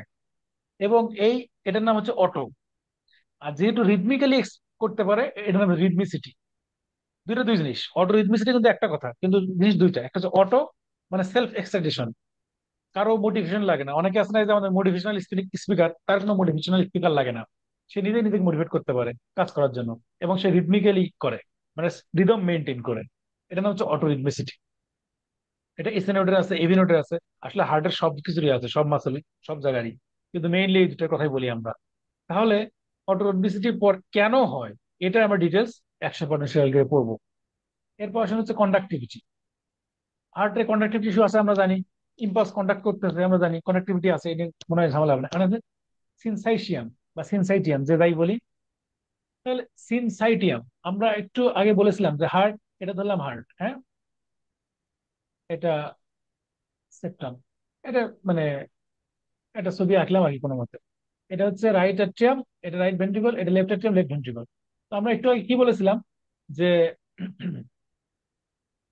একটু আগে বলেছিলাম যে এই অ্যাট্রিয়াম এবং ভেন্ট্রিকলের মাঝখানে ফাইব্রাস টিস্যু থাকে, ফাইব্রাস রিং এর মতো থাকে। এই যে এখানে কি এবি ভালভ আছে না, এবি ভালভ, ভালভের চারপাশ দিয়ে এরকম ফাইব্রাস রিং থাকে। মানে অ্যাট্রিয়াম আর ভেন্ট্রিকল আসলে এক ধরনের সেপারেশন আছে, হ্যাঁ, মোটা একটা সেপারেশন আছে ফাইব্রাস টিস্যু দিয়ে। তো সিনসাইটিয়াম এখন কেন বলতেছি সেটা আগে বলি, তারপর আমরা বলতেছি যে এই ছবিটা আঁকলাম কেন? সিনসাইশিয়াম, সিন মানে হচ্ছে টুগেদার, একত্রে। আমরা বলি না সিনক্রোনাস মানে একসাথে, বা সিনার্জিস্টিক ইফেক্ট বলি, আমরা কমনলি ইউজ করি যে দুইটা ওষুধ একসাথে খেলে সিনার্জিস্টিক ইফেক্ট দেয়। সিন মানে একত্রে। তারপর হচ্ছে সাইটিয়াম, মানে সাই মানে সাইটোপ্লাজম আর কি। তাহলে সেল গুলা, কার্ডিয়াক মাসল সেল গুলো এমন যে আমি ধর এক ছবি আঁকি, এটা একটা cardiac muscle cell, intercalated disc, এটা একটা কার্ডিয়াক মাসল সেল। এই যে ইন্টারক্যালেটেড, এটা মাঝখানেরটা হচ্ছে ইন্টারক্যালেটেড ডিস্ক। এই যে ইন্টারক্যালেটেড ডিস্কটা আঁকলাম, আমরা জানি সেলের, দুটা সেলের মাঝখানে যে জাংশন, ধরা যাক এটা জাংশন, এখানে গ্যাপ জাংশন থাকে। হ্যাঁ, মানে দরজা থাকে আর কি, অনেক গ্যাপ থাকে, অনেক গ্যাপ থাকে। হার্ট মাসলের এই দুইটা টিস্যুর মাঝখানে যে গ্যাপ জাংশন থাকে, প্রচুর পরিমাণে গ্যাপ জাংশন থাকে, প্রচুর গ্যাপ জাংশন। তো ধরা যাক এখানে একটা স্টিমুলাস জেনারেট হয়েছে। স্টিমুলাস মানে কি আসলে? Positive ion. ধরা যাক ক্যালসিয়াম বা সোডিয়াম, যেটাই ধরি, এখানে ক্যালসিয়াম ঢুকতেছে বা সোডিয়াম ঢুকতেছে, এই জায়গায় মেমব্রেনে যেখানে আমি আঁকছি সেই জায়গাতেই। হার্ট মাসল কত লম্বা, এই জায়গায়। তো এখান থেকে এরকম ছুটে যাবে ইলেকট্রো, কি বলে, চার্জ গুলা, চার্জ পার্টিকেল যাইতে থাকবে, যাওয়ার পরে দেখবে এখানে দুইটা সেলের মাঝখানে ইন্টারক্যালেটেড ডিস্ক। ইন্টারক্যালেটেড ডিস্কে প্রচুর গ্যাপ জাংশন, মানে অনেক দরজা। ধরা যাক আমাদের দুইটা রুম, বড় রুমই ধরলাম, দুইটা রুমের মাঝখানে একটা দরজা থাকার কথা, কিন্তু দেখা গেলো সেখানে 60টা দরজা। তাহলে কি মনে হবে? যে মনে হবে দরজা নাই বললেই চলে, এরকম না? যে দরজা কই এখানে, দুইটা রুমের মাঝখানে 60টা দরজা দিয়ে রাখছে, তো দরজা কই? এইরকম গ্যাপ জাংশন এত বেশি যে এইখান থেকে এই পজিটিভ চার্জ বা যেটাই বলি সোডিয়াম বা ক্যালসিয়াম, এরা খুব ইজিলি পরের সেলে ঢুকে যেতে পারে। মানে কি, তাইলে অ্যাকশন পটেনশিয়ালটাকে ইজিলি তারা পরের সেলে পাস করে দিতে পারে। এইটা হচ্ছে গ্যাপ জাংশন থাকার সুবিধা। এবং এর কারণে একটা হার্ট মাসল, একটা তো আসলে স্টিমুলেট হয় না, একটা হার্ট মাসল স্টিমুলেট হলেই খুব দ্রুত সে পাশের হার্ট মাসল গুলোকে স্টিমুলেট করতে পারে। মানে এমন একটা অবস্থা দাঁড়ায় যে মনে হয় যে এরা আসলে আলাদা আলাদা সেল না, এরা সবাই মিলে একটাই সেল, একটাই কোষ, এরকম মনে হয়। এটা হচ্ছে সিনসাইটিয়াম বা সিনসাইশিয়ান। মানে একত্রে মনে হচ্ছে যে তারা একটাই, একটাই জিনিস। কারণ ইন্টারগ্রেটেড ডিস্কের এখানে প্রচুর গ্যাপ জাংশন, মানে দরজা থাকা না থাকা, মানে এই যে দরজা, অনেক বেশি দরজা দিচ্ছে, মানে দেয়াল না থাকার মতোই, পার্টিশন না থাকার মতোই। তাহলে হার্টে আসলে দুইটা সিনসাইটিয়াম থাকে, যদি আমরা সেইভাবে বলি। এটা কি? একটা হচ্ছে অ্যাট্রিয়াম, আর একটা হচ্ছে ভেন্ট্রিকল। কেন বললাম? কারণ অ্যাট্রিয়াম আর ভেন্ট্রিকলের মাঝখানে ভালভ আছে, আর ভালভের চারপাশে যে অ্যানুলাস ফাইব্রাস রিং, যেটা আসলে এই ইম্পালস গুলোকে অ্যাট্রিয়াম থেকে ভেন্ট্রিকলে জেনারেট করতে দেয় না। তাহলে অ্যাট্রিয়াম থেকে ভেন্ট্রিকলে যে ইম্পালস যাবে, যাওয়ার একটা মাত্র রাস্তা, সেটা হচ্ছে bundle of His, AV bundle of His conductive সিস্টেমের। আমরা সেটা একটু পরে যাব। তাহলে সিনসাইটিয়াম বুঝলাম আমরা, আশা করা যায় বুঝলাম। তারপর হার্ট মাসেলের আরেকটা প্রপার্টি আছে, প্রলংড অ্যাকশন পটেনশিয়াল এবং লং রিফ্র্যাক্টরি পিরিয়ড। অ্যাকশন পটেনশিয়ালটা দীর্ঘ সময় ধরে হয়, স্কেলেটাল মাসলে যা হয় তার চেয়ে অনেক দীর্ঘ হয়। মানে এই যে আমার স্কেলেটাল মাসল নড়াইতেছি, এখানে অ্যাকশন পটেনশিয়াল খুব শর্ট হয় এবং খুব দ্রুতই ফল ব্যাক করে, মানে রিফ্র্যাক্টরি পিরিয়ড কম। আর হার্ট মাসলে বেশি। তো রিফ্র্যাক্টরি পিরিয়ড কি, অ্যাকশন পটেনশিয়াল প্রলং কেন, এবং এই অ্যাবসলিউট কি, রিলেটিভ কি, এবং এর ফলে কি হয় না হয়, এগুলো আমরা ইন ডিটেলস একটু পরেই বলবো। যেহেতু অ্যাকশন পটেনশিয়ালটা এখনো পড়ি নাই, অ্যাকশন পটেনশিয়ালটা বুঝলে এগুলো বুঝতে সুবিধা হবে। তাহলে শুধু এটাই বলি যে রিফ্র্যাক্টরি পিরিয়ডটা কি। ধরেন আমি একটা অ্যাকশনে আছি, আমি একটা কাজ অলরেডি করতেছি, এখন যদি আপনি আরেকটা কাজ করেন, আমি করব নাকি? আরে ভাই, আমি রেগেও যেতে পারি, আরে আমি কাজ করতেছি তো একটা। ধরো দেখ আমি মাথায় করে একটা বস্তা নিয়ে যাইতেছি, এই সময় একজন বলল, ভাই আমার একটু এই কি বলে, এই কাজটা করে দাও। তাহলে তো আমি করতে পারবো না। এই যে অ্যাকশন চলাকালীন সময়ে আমার আরেকটা নির্দেশ আমি মানতেছি না, চেষ্টা করলে আমি আরেকজনের কাজটা করে দিচ্ছি না, এটা হচ্ছে রিফ্র্যাক্টরি পিরিয়ড। মানে হচ্ছে অ্যাকশন পটেনশিয়াল জেনারেট হয়েছে, সেই সময় যদি আমি ফার্দার কোনো স্টিমুলাস দেই, একটা সেলে অ্যাকশন পটেনশিয়াল জেনারেট হয়েছে, অ্যাকশন পটেনশিয়াল চলতেছে, সেই সময় যদি ফার্দার কোনো স্টিমুলাস দেই, সে আর ওই স্টিমুলাসটা নিবে না, যত বড় স্টিমুলাস হোক। মানে আমি একটা কাজ করতেছি, ফার্দার এই সময় এসে তোমাকে ডক্টর ইউনুসও বলে, ভাই তুমি আরেকটা কাজ করো, আমি পারবো না। এইটাই হচ্ছে অ্যাবসলিউট রিফ্র্যাক্টরি পিরিয়ড, যে আমাকে যে স্টিমুলাসই দেওয়া হোক, আমার এখানে 100% চলতেছে, এখন আমাকে যত বড় স্টিমুলাসই দেই, আমি আর ওই স্টিমুলাসটা নিব না, নিচ্ছি না। সহজ কথায় পরে আমি ডিটেলস বলতেছি। এটা হচ্ছে অ্যাবসলিউট রিফ্র্যাক্টরি পিরিয়ড। আরেকটা হচ্ছে রিলেটিভ রিফ্র্যাক্টরি পিরিয়ড। সেটা কি? যেমন যদি আমার হাত পা ধরে একটু জোরাজোরি করেন তাইলে আমি কাজটা করব। ঠিক আছে, আমি একটা কাজ করতেছি, তারপর আপনি আরেকটা বলছেন একটু আমার হাত পা টিপে দেন, ব্যাপারটা এরকম আর কি। তো রিলেটিভ রিফ্র্যাক্টরি পিরিয়ড হচ্ছে যে একটু বেশি স্টিমুলাস দিলে, একটু স্ট্রং স্টিমুলাস দিলে, একটু জোর দিলে সে কাজটা করবে। এটা হচ্ছে রিলেটিভ রিফ্র্যাক্টরি পিরিয়ড। তো আমরা ডিটেলসে যাবো। তো আরেকটা পয়েন্ট দেখেন, আমি এখানে লিখেছি no fatigue, no fatigability. Heart মাসলের কোনো ক্লান্তি আসে না। এই যে আমার স্কেলেটাল মাসলের ক্লান্তি আসে নাকি? আমি যত বড় অ্যাথলেটই হই, যদি 5 ঘন্টা দৌড়াই, একসময় তো টায়ার্ড হয়ে ফ্যাটিক হয়ে যাবে। কিন্তু হার্ট তো 5 ঘন্টা দৌড়াইতেছে না। হার্ট তো জন্ম থেকে চলছি, সেই যে জন্মতে শুরু হয়েছে, মৃত্যু পর্যন্ত হার্ট চলতে থাকবে। এই যে এত পিরিয়ড ধরে চলতেছে, কোনো ফ্যাটিক নাই, ক্লান্ত হয়ে যাচ্ছে না, কেন হচ্ছে না? এর একটা কারণ হচ্ছে এই যে রিফ্র্যাক্টরি পিরিয়ড, আমরা যেটা বললাম একটু আগে, লং রিফ্র্যাক্টরি পিরিয়ড। তার মানে কি? এখনই বুঝতে পারবো, যতটুকু তথ্য আমি দিয়েছি এতেই এই কথাটা বোঝা যাবে, কত ডিটেলস বলবোই।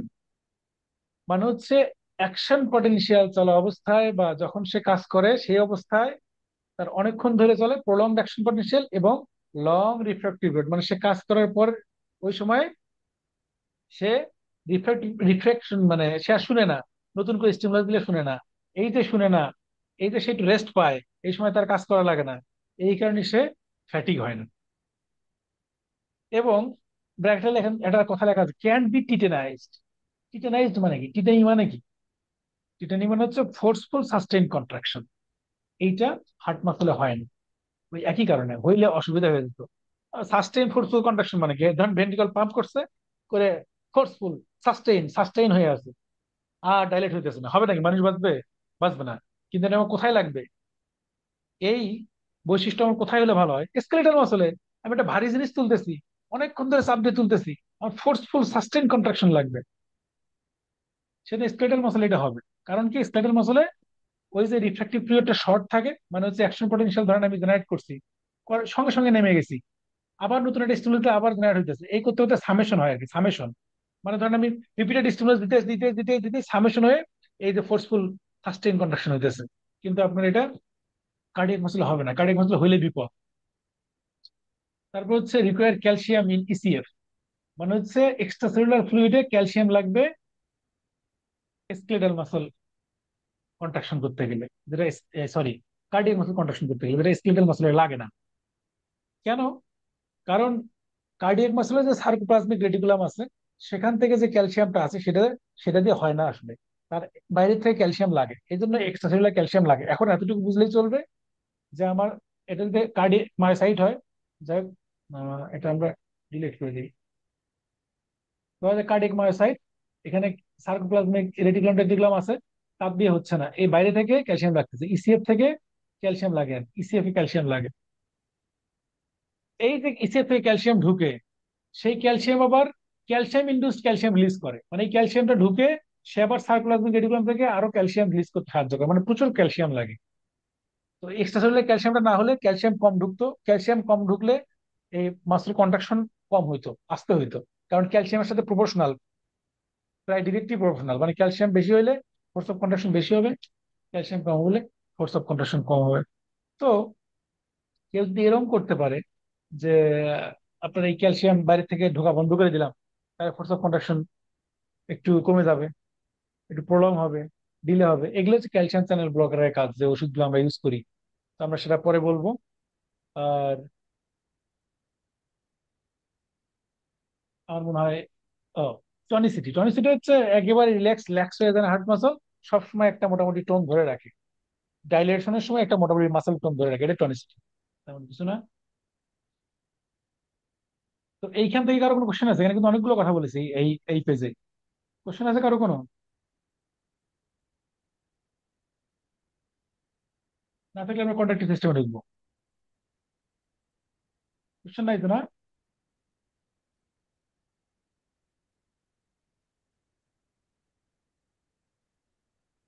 আচ্ছা, তাহলে আমরা কন্ট্রাক্টিভ সিস্টেম একটু যাই।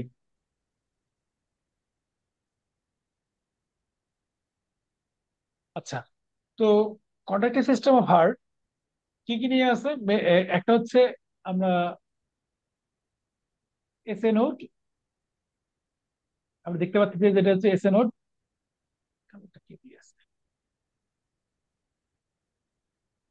এটা হচ্ছে এসএ নোড। তারপর হচ্ছে এই যে এভি নোড। এসএ নোড থেকে এভি নোডে একটা হচ্ছে ইন্টার নোডাল পাথওয়ে বলি আমরা, ইন্টার নোডাল পাথওয়ে, দুইটা নোডের মাঝখানে ইন্টার নোডাল পাথওয়ে। আর হচ্ছে তারপর এভি নোড থেকে যাবে হচ্ছে এই যে আমি যেটা বললাম যে অ্যাট্রিয়াম এবং ভেন্ট্রিকুলার মাঝখানে ফাইব্রাস রিং থাকে আর কি। তার মানে অ্যাট্রিয়াম এবং ভেন্ট্রিকুলার মাঝখানে পূর্ণ এই যে অ্যাট্রিয়াল মাসল দিয়ে যে ভেন্ট্রিকুলার মাসলে যাবে, এটা সম্ভব না।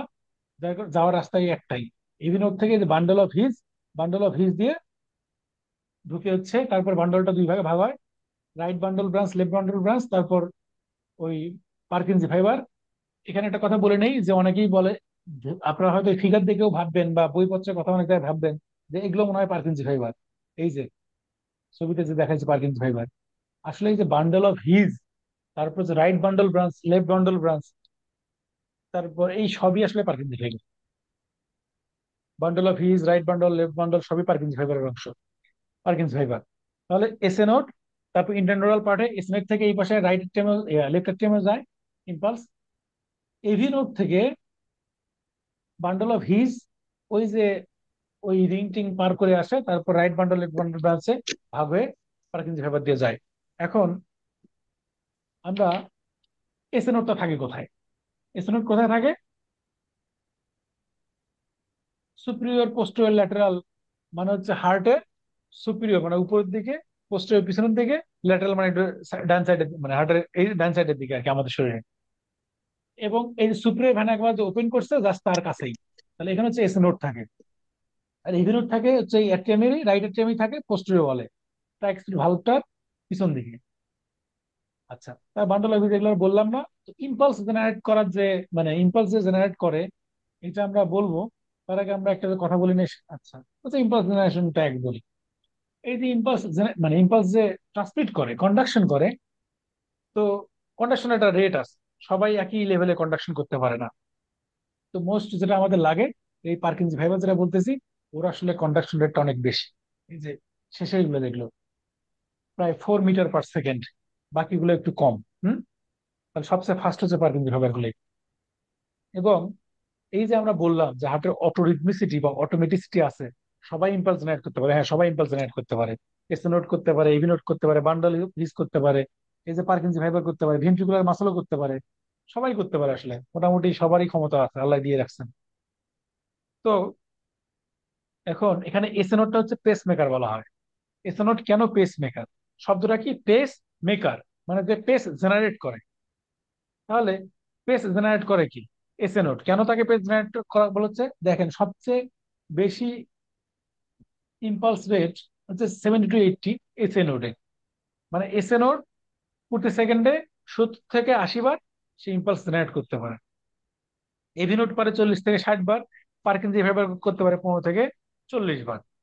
তার মানে এসএনওডটা কেন পেসমেকার সেটা আপনাকে একটু বলি দাঁড়া।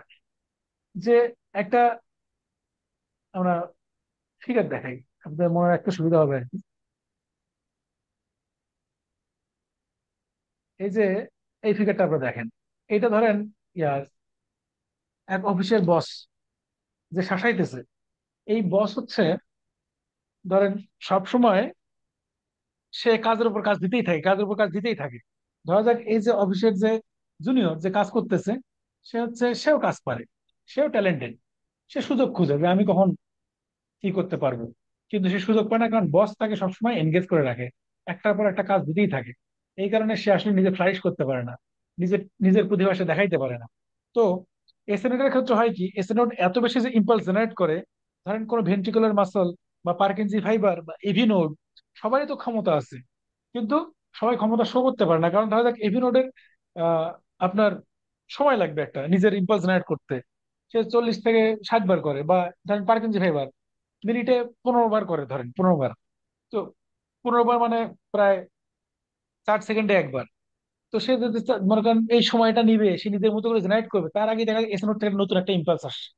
তার মানে সে নতুন করে অ্যাকশন পটেনশিয়াল সে ট্রান্সমিট করে। আবার সে যদি চেষ্টা করতে যায়, আবার ইম্পালস আসে। তো ওই যে ওটার অফিসের সেই ছেলেটার মতো, যে নিজে কিছু চিন্তা ভাবনা করে নিজে একটা কাজ করতে যাবে, কিন্তু অলরেডি একটা বস একটা ধরাই দিছে যে হ্যাঁ তুমি এই কাজটা করো, তুমি এই কাজটা করো, তুমি এই কাজটা করো। তো এস নোডটা এই কাজ করতেই আছে। তো এস নোডই আসলে মেইনলি তাহলে পেজটা মেক করতেছে, এই যে ইম্পালস কন্ডাকশন হইতেছে। তাহলে মেইন কন্ট্রোলার হচ্ছে এস নোড, কারণ হচ্ছে এস নোডের সবচেয়ে বেশি ইম্পালস জেনারেশন রেট। তো ও একটার উপর একটা কাজ করতেই দিতেছে, এবং এর ফলে যেটা হয় যে এই যে এভি নোড মনে করেন, বা এই যে বাদ বাকি যে কন্ডাক্টিভ সিস্টেম টিস্যু গুলো আছে, এরা হচ্ছে সাবপ্রেশনে থাকে। যেটাকে আমরা বলি ওভার ড্রাইভ সাবপ্রেশন, লেখাটা দেখেন, ওভার ড্রাইভ মানে একজন ওভারলি ড্রাইভ, মানে তাকে বারবার ড্রাইভ করতেছে, ভাই আপনি এটা করেন, এটা করেন, এটা করেন, মানে এস নোড তাকে কন্টিনিউয়াসলি চাপের উপর রাখছে, যার কারণে বাকিরা নিজের মতো করে কাজ করতে পারতেছে না। এটা হচ্ছে ওভার ড্রাইভ সাবপ্রেশন।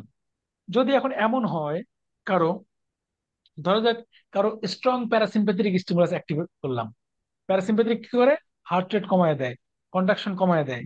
তো মনে করেন এতই কন্ডাকশন কমায় দিল যে এস নোড থেকে আর নিচের দিকে ইম্পালস যাইতেছে না। যদি এরকম হয়, তখন কি হবে? তখন ধরেন ভেন্ট্রিকলে নতুন করে ভেন্ট্রিকুলার মাসল কন্ডাকশন মানে ইম্পালস জেনারেট করা শুরু করলো। কারণ এই ক্ষমতা তো আছে, আমরা জানি। ভেন্ট্রিকুলার মাসল যে এতদিন ওভারড্রাইভ সাপ্রেশনে ছিল, সে এখন কি শুরু করলো, নিজের মতো করে ইম্পালস জেনারেট করা শুরু করলো। এটা হচ্ছে ventricular escape. Ventricular escape, ventricular escape করছে, কোথা থেকে এসকেপ করছে? ওই যে এসএনওড এর কন্ট্রোল থেকে এসকেপ করছে। এটা হচ্ছে ভেন্ট্রিকুলার এসকেপ। আমরা কি এসকেপটা বুঝলাম? ভেন্ট্রিকুলার এসকেপটা কি?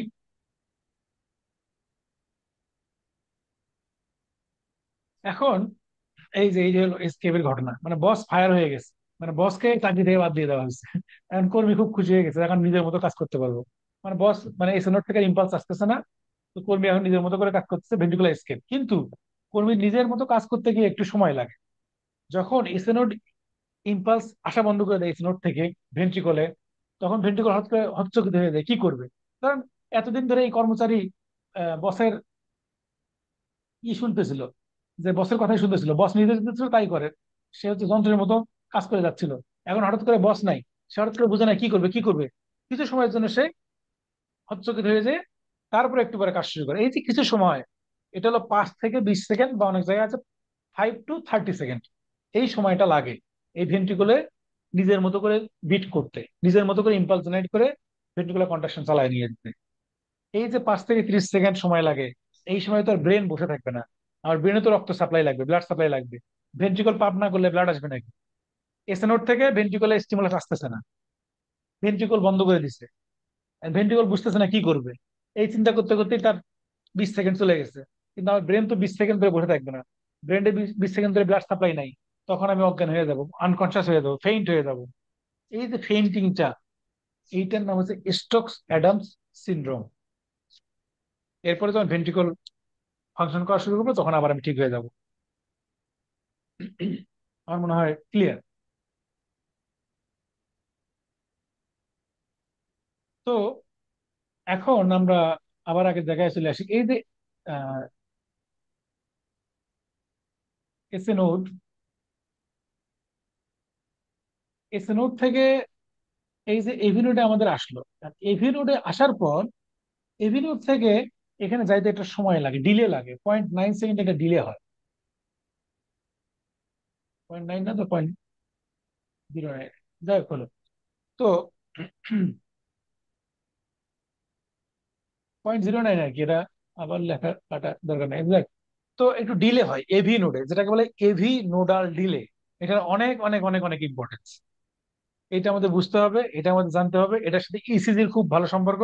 ইসিজি বুঝতে হলেও এই জিনিসটা খুব ভালো করে মাথায় রাখতে হবে। তো এভি নোডাল ডিলে, তার মানে এভি নোডাল ডিলে হয়। কেন হয় ডিলেটা? প্রথম কথা হচ্ছে এসএ নোড এবং এভি নোড আর এই কার্ডিয়াক মাসল, এদের অ্যাকশন পটেনশিয়াল আলাদা। এভি নোড, এসএ নোড এরা ক্যালসিয়ামকে ইউজ করে, বাকিরা ইউজ করে হচ্ছে সোডিয়ামকে।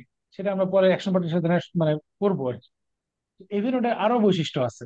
আমরা কি বললাম একটু আগে, যে হার্ট মাসল গুলো মাঝখানে ইন্টারক্যালারি ডিস্ক থাকে, তো এখানে গ্যাপ জাংশন খুব থাকে, কিন্তু এভি নোডের গ্যাপ জাংশনের সংখ্যাটা কম। ইন্টারকালেট ডিস্কে গ্যাপ জাংশনের সংখ্যা কম। গ্যাপ জাংশন কম হওয়ার কারণে একটা ইম্পালস একটা সেল থেকে পরের সেলে যাইতে সময় একটু বেশি লাগে, প্রথম কথা। তারপর হচ্ছে এই সেলগুলোর একটু ডায়ামিটার কম। দ্যাট ইজ, যে ডায়ামিটার কম হলে রেজিস্ট্যান্স বেশি হবে। একটা প্রশস্ত রাস্তা দিয়ে যত দ্রুত গাড়ি যেতে পারবে, একটা ন্যারো রাস্তা দিয়ে একটু যাইতে কষ্ট হবে। তো ওখানকার সেলগুলো একটু ন্যারো, ডায়ামিটার কম। তারপর ইন্টারকালেট ডিস্কে গ্যাপ কম, এবং ওই সেলগুলো অনেক অনেক সময় বলা যায় হ্যাপাথার্টলিও থাকে, একটু লঙ্গিটিউডাল না থাকে, একটু হরিজন্টাল টাইপের থাকে, যার কারণে অনেক সেল পাস করতে হয় তাকে ইম্পালস গুলো জেনারেট করতে। এই কারণে তার দেরি হয়ে যায়। এই যে দেরিটা হইলো, এই দেরিটা হওয়ার সুবিধা আছে। সুবিধাটা কি? এই যে আমার অ্যাট্রিয়াম ডিপোলারাইজেশন হইলো, মানে অ্যাকশন পটেনশিয়াল দিয়ে, মানে পজিটিভ চার্জ দিয়ে ডিপোলারাইজেশন হলে অ্যাট্রিয়াম কন্ট্যাক্ট করবে। অ্যাট্রিয়াম কন্ট্যাক্ট যখন করবে, তারপর ভেন্ট্রিকুলে ব্লাড আসবে। তাই তো, অ্যাট্রিয়াম যখন কন্ট্যাক্ট করবে তারপর ভেন্ট্রিকুলে ব্লাড আসবে। এই ব্লাডটা নেওয়ার পরেই না ভেন্ট্রিকল পাম্প করবে নাকি? যদি এভি নোডেজ ডিলে না হইতো, তাহলে অ্যাট্রিয়ামে যখন ওই যে সিনসাইশিয়াম বললাম খুব দ্রুত পাস করে যেত, ধরো যদি এরকম হইতো এভি নোডে, অ্যাট্রিয়াম যখন কন্ট্যাক্ট করতো প্রায় একই সাথে ভেন্ট্রিকলও কন্ট্যাক্ট করতো। অ্যাট্রিয়াম ভেন্ট্রিকল একসাথে কন্ট্যাক্ট করলে তো মুশকিল, তাহলে তো হইলো না, আমাদের কাজ হইলো না। আগে অ্যাট্রিয়াম থেকে ব্লাডটা আসতে হবে, তারপর ভেন্ট্রিকল পাম্প করতে হবে। এই অ্যাট্রিয়াম থেকে একটু যে দেরি হইলো, এই ফাঁকে ব্লাডটা আইসা যায় ভেন্ট্রিকলে, এবং তারপর ভেন্ট্রিকল পাম্প করে। তার মানে পাম্পটা ফ্রুটফুল হয়। এই যে এভিনোডাল ডিলের সুবিধা। আরো একটা সুবিধা আছে, সেটা কি? যখন আমরা সুপ্রাভেন্ট্রিকুলার টেকিকার্ডিয়া বলি, ধরেন যে কোনো কারণে, মনে করেন হার্ট রেট হয়ে গেছে 200, কথার কথা, অ্যাট্রিয়াম 200 বার কাঁপতেছে, সেকেন্ডে 200 বার পাম্প করতেছে। এই যদি ডিলেটা না থাকতো, সবই যদি একবারে সরাসরি ভেন্ট্রিকুলার যেত, ভেন্ট্রিকুলার 200 বার পাম্প করতে হইতো। তখন ঠিক মতো ভেন্ট্রিকুলার ফিলিং হইতো না, ভেন্ট্রিকুল ঠিক মতো পাম্প ব্লাড করতে পারতো না, একসময় মানে খুব দ্রুত ভেন্ট্রিকুল ফেল করে ফেলতো। তাহলে এভিনোডের কি আছে? তো কোনো ডিজিজ যদি এমন হয়, একটা ডিজিজ মনে করেন ধরা যাক অন্য একটা পাথে অ্যাক্টিভ হয়ে গেছে, যেখানে অ্যাট্রিয়াম থেকে ভেন্ট্রিকুলার সরাসরি যাইতেছে, তখন ঝামেলা হবে। যেমন উলফ পার্কিনসন হোয়াইট সিনড্রোম, সেটা আমরা পরে যদি কখনো আলাপ করার সুযোগ হয় তাহলে আমরা বলবো। আপাতত এই পর্যন্ত থাক। এটা একটু ক্লিয়ার করে দিই। এই যে এটা হচ্ছে ইন্টারনোডাল পাথওয়ে দিয়ে আসে, আসার পর এই যে এভি নোড, এখানে একটু ডিলে হয় 0.09 সেকেন্ডে। এই ফিগারে এত ডিটেলস বলবো না। এই যে উলফ পার্কিনসন হোয়াইট সিনড্রোম যদি কখনো সুযোগ হয় তাহলে আমরা এটা ইসিজি পড়ানোর সময় বলবো। এটা আমরা বলেছি ওভারড্রাইভ সাবস্টেশন কি জিনিস, ভেন্ট্রিকুলার এসকেপ, স্টোকসাডাম সিনড্রোম, সব বলেছি। এই পর্যন্ত কার কোনো কোশ্চেন আছে কিনা? এখন আমরা আরেকটা দুটো জিনিস যাবো, অ্যাকশন পটেনশিয়াল। অ্যাকশন পটেনশিয়ালটা খুবই গুরুত্বপূর্ণ, এবং আজকের এটাই শেষ আলোচনা আর কি। যার কারণে কোনো আলোচনা থাকলে এখনই, কেউ কোশ্চেন থাকলে করে ফেলতে পারেন, নাহলে আমরা এখন অ্যাকশন পটেনশিয়াল যাবো আর কি। আর কোনো কোশ্চেন নাই? All Quiet on the Western Front. ভাইয়া, হ্যাঁ, হ্যাঁ।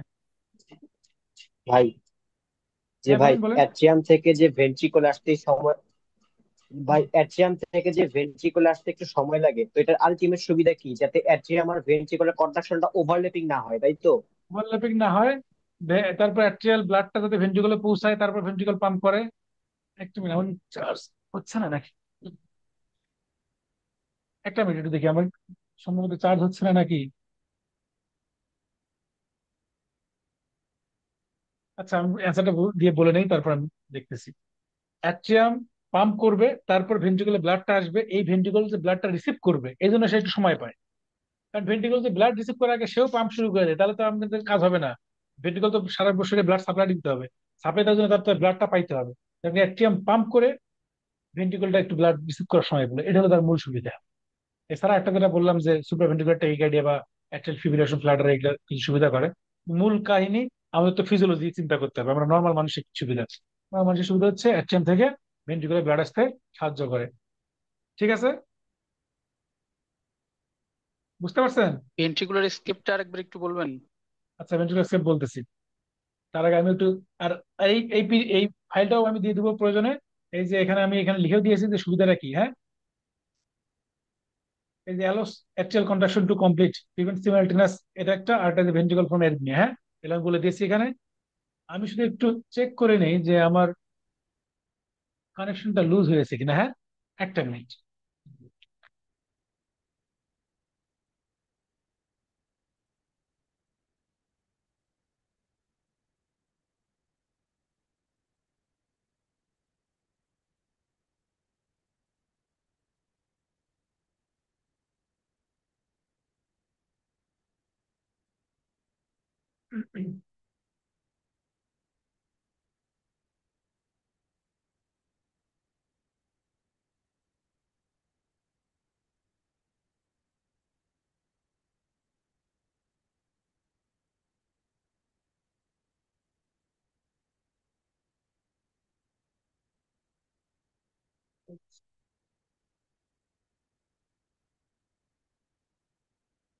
সরি, আসলে হ্যাঁ,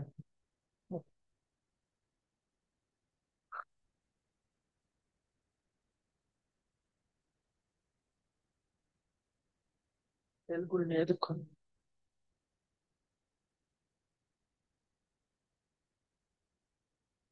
হ্যাঁ। তো আমরা কোথায় ছিলাম? হ্যাঁ, ভেন্ট্রিকুলার এসকেপ। তো যেটা আমি বললাম, ধরা যাক আমরা ছবিটা দেখি, ছবিটা দিয়ে বলি। এই যে এখানে ধরা যাক কোনো কারণে এসএ নোড থেকে ইম্পালস এদিকে যাচ্ছে না, এবি নোডে ধরা যাক একটা ঝামেলা হয়েছে, এবি নোডকে আমি ব্লক করে দিয়েছি কোনো কারণে, তাহলে এসএ নোড থেকে ইম্পালস এবি নোড ক্রস করে এই ভেন্ট্রিকুলে আসতেছে না। তো আমরা জানি যে এই সবগুলো সেলেরই হচ্ছে এই যে আমরা দেখেন সবগুলোরই কিন্তু তার ইম্পালস জেনারেট করতে পারে একটা নির্দিষ্ট রেটে। ধরা যাক এসএ নোড থেকে ইম্পালস এদিকে যাচ্ছে না, মানে এবি নোডের পরে আর যাচ্ছে না। তো অ্যাট্রিয়াম কন্ট্যাক্ট করতেছে ঠিকই, কিন্তু ভেন্ট্রিকল কন্ট্যাক্ট করতেছে না। তো ভেন্ট্রিকল যদি কন্ট্যাক্ট না করে, তাহলে ভেন্ট্রিকল তো কন্ট্যাক্ট করতে হবে, হার্টের তো সেই সিস্টেম আছে যে ঠিক আছে ওদিক থেকে সাপ্লাই আসতেছে না, আমি কন্ট্যাক্ট করি। তখন ভেন্ট্রিকলের পার্কিনসি ভেবার মনে করেন একটা রেট ধরা যাক 30 বিট পার মিনিট একটা রেট, মানে রিদম শুরু করলো। তাহলে এইটা হচ্ছে ভেন্ট্রিকল এসকেপ করলো। কি থেকে এসকেপ করলো? এটা দুইটা দিকেই বলা যেতে পারে। এটা হচ্ছে যে আমাকে মারা যাওয়া থেকে বাঁচাইলো, সেটা একটা বলা যেতে পারে। কিন্তু এসকেপটা আসলে কোন এসকেপ? সেটা হচ্ছে এতদিন ভেন্ট্রিকল তো এসএ নোডের আন্ডারে ছিল। এসএ নোড যেভাবে তাকে পরিচালিত করতো, যেভাবে ড্রাইভ করতো, সেই রিদমে সে চলতো। এসএ নোড ধরেন 70 বিট করে চালাইতো, সে সেই রিদমেই চলতো। এসএ নোডের যার নির্দেশ তাই মেনে চলতো। এটাকে বলতেছিলাম ওভার ড্রাইভ সাপ্রেশন, মানে এসএ নোডের ওভার ড্রাইভের কারণে সে সাপ্রেসড হয়েছিল। তো যে মুহূর্তে এসএ নোডের থেকে আর ইম্পালস আসতেছে না, সে যখন নিজের মতো করে অ্যাক্টিভিটি চালু করলো, সে অ্যাট্রিয়াম এর বা এসএ নোডের কন্ট্রোল থেকে এসকেপ করলো নিজেকে। এটার নাম হচ্ছে ভেন্ট্রিকুলার এসকেপ। এবং এটা করতে 5 থেকে 30 সেকেন্ড সময় লাগে। এবং এই যে সময়টা লাগে, ততক্ষণ ভেন্ট্রিকল কন্ট্যাক্ট যেহেতু করে না, সারা বডিতে ব্লাড সাপ্লাই থাকে না, মানে সার্কুলেশন হয় না। তার মানে ব্রেনেও থাকে না। ব্রেন হচ্ছে 4 থেকে 7 সেকেন্ডের মধ্যে ব্রেন রিয়েক্ট করা শুরু করে, ব্রেনের সেলগুলো মানে অক্সিজেনের ঘাটতি ফিল করা শুরু করে। এর মধ্যে হচ্ছে দেখা যায় কেউ আনকনসিয়াস হয়ে যেতে পারে, এটার নাম হচ্ছে স্ট্রোক সেটআপ সিনড্রোম, বা নর্মাল ফেইন্ট হয়ে যেতে পারে। ক্লিয়ার? জি, থ্যাংক ইউ। আচ্ছা,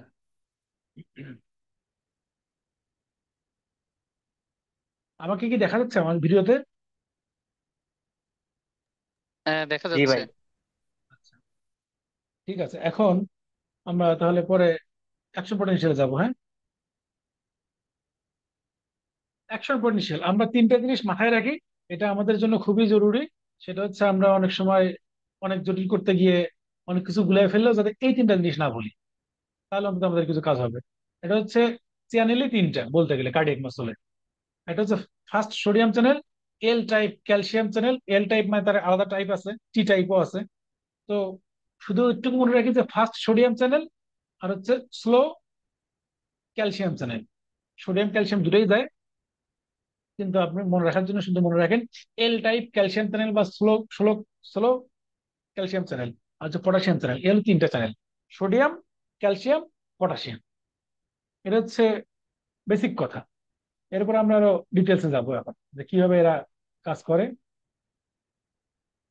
অ্যাকশন পটেনশিয়াল আমরা এই ছবিটা দেখার চেষ্টা করি। এটা হচ্ছে হার্ট মাসল অ্যাকশন পটেনশিয়াল। হ্যাঁ, হার্ট মাসল, মাসল আবার বলে দিচ্ছি, এটা কিন্তু এসএ নোড না, এটা মাসলের। তাহলে অ্যাকশন পটেনশিয়াল কি আর রেস্টিং মেমব্রেন পটেনশিয়াল কি, এটা একটু আমরা বলি। এটা হচ্ছে ধরা যাক আমার একটা সেল, এটা একটা সেল, এই সেলটা রেস্ট আছে, এটা হচ্ছে সেলের ইনসাইড, আর এটা হচ্ছে তার আউটসাইড। এখন এই যে ইনসাইড এবং আউটসাইড, এখানে তো ভোল্টেজের ঘাটতি হয় কেন? কারণ চার্জ পার্টিকেল গুলো আলাদা, কম বেশি আছে, এই কারণে এটা ঘাটতি হয়। অ্যাকশন পটেনশিয়াল, রেস্টিং এবং অ্যাকশন পটেনশিয়ালটা কি এটা নিয়ে আমার একটা ভিডিও আছে, আপনি ইউটিউবে দেখতে পারেন। বেশ বড় ভিডিও, বেশ বড় বলতে 20 মিনিটের উপরে মনে হয়, 20 মিনিট বাইরে, যার কারণে অনেক কথাবার্তা, অত কথা যেহেতু বলা যাবে না, সেজন্য ওটা পরে যদি দেখে নেন সুবিধা হবে। মূল কথা হচ্ছে এই যে রেস্টিং অবস্থায় একটা সেলের যে মেমব্রেনের ভিতর দুই পাশে আউটসাইড এবং ইনসাইডের ভিতরে যে ডিফারেন্স, এটা হচ্ছে রেস্টিং মেমব্রেন পটেনশিয়াল।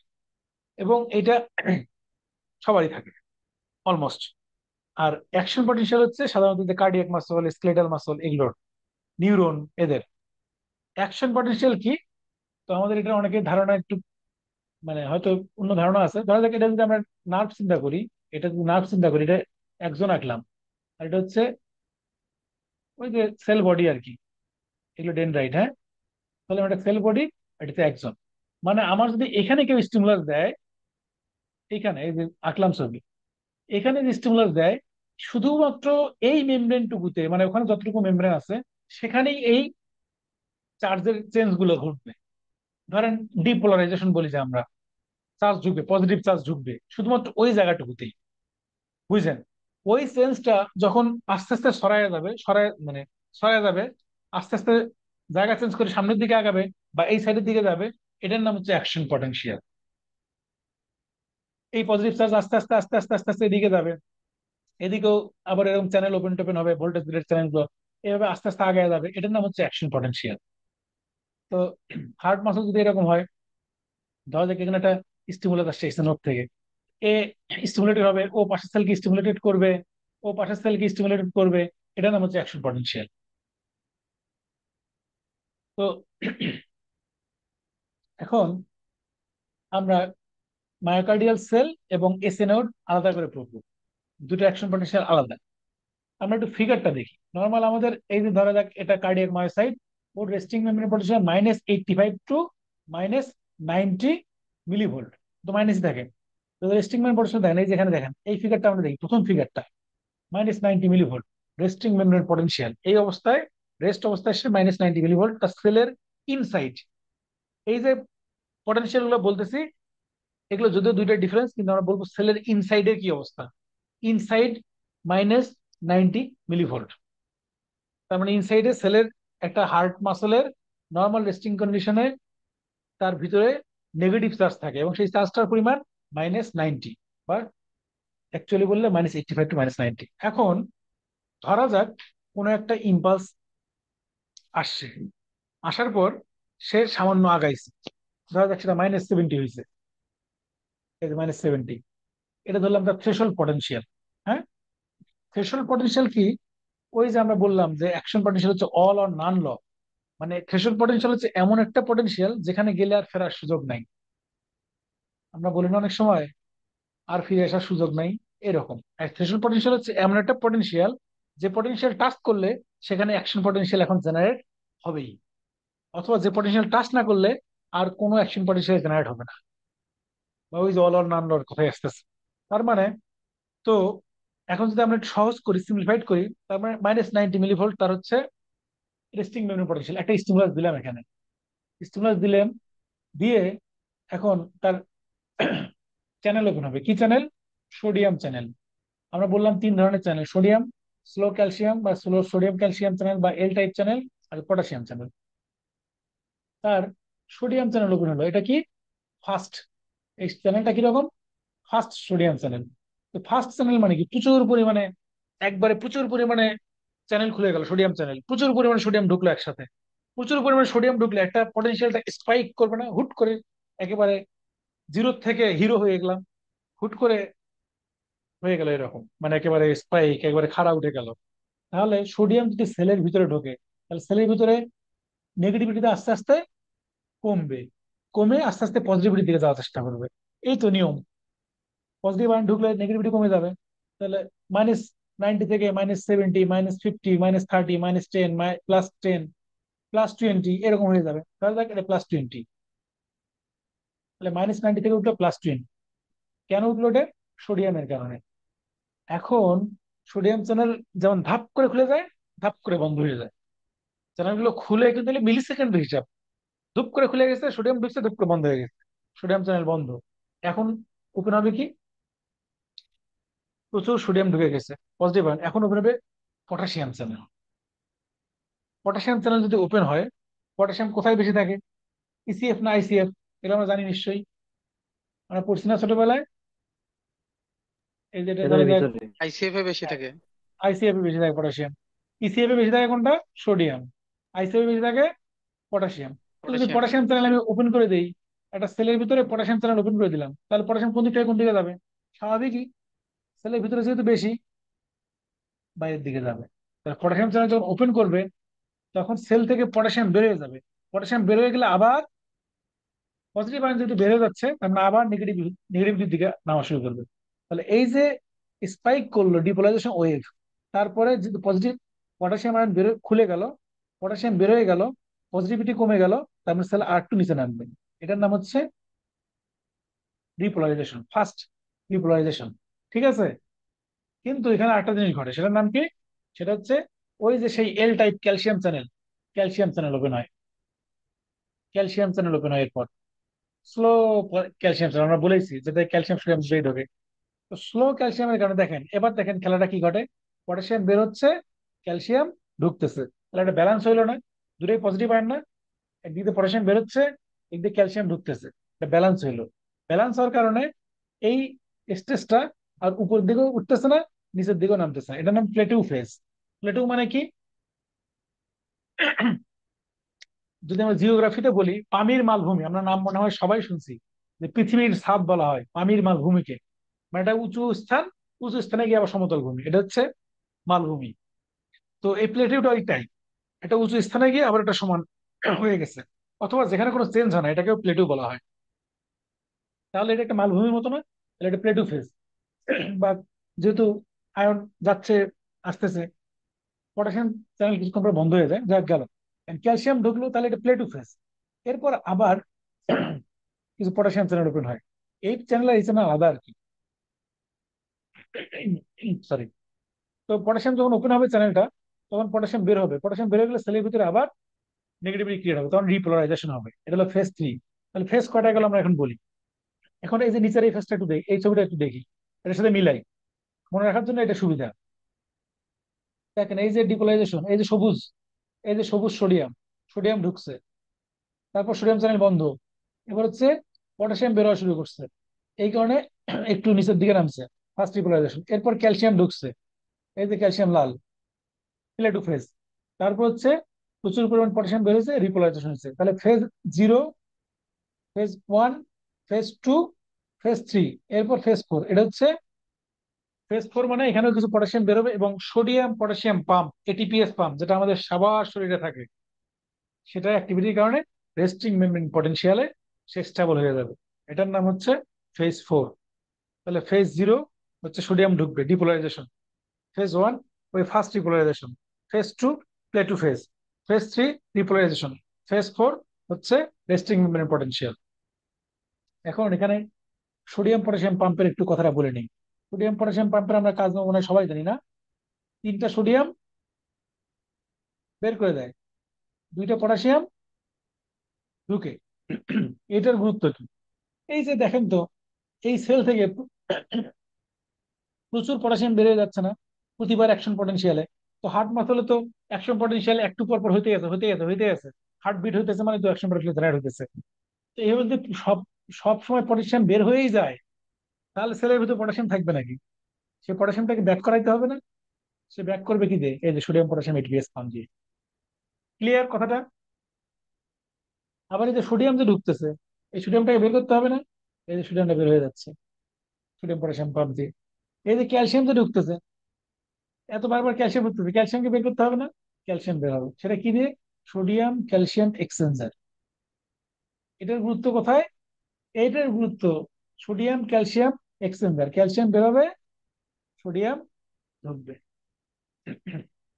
এইটার গুরুত্ব আছে। এটার গুরুত্ব এই যে আমরা বললাম না, ডিজিটালিস যে ড্রাগসটা কিভাবে কাজ করে, সেখানে এই তথ্যটা লাগবে। আমরা কি তথ্যটা দেখে আসবো, ব্যাখ্যাটা করে আসবো? এটা বাকি ছিল আমাদের বলা। হ্যাঁ, দেখে আসি।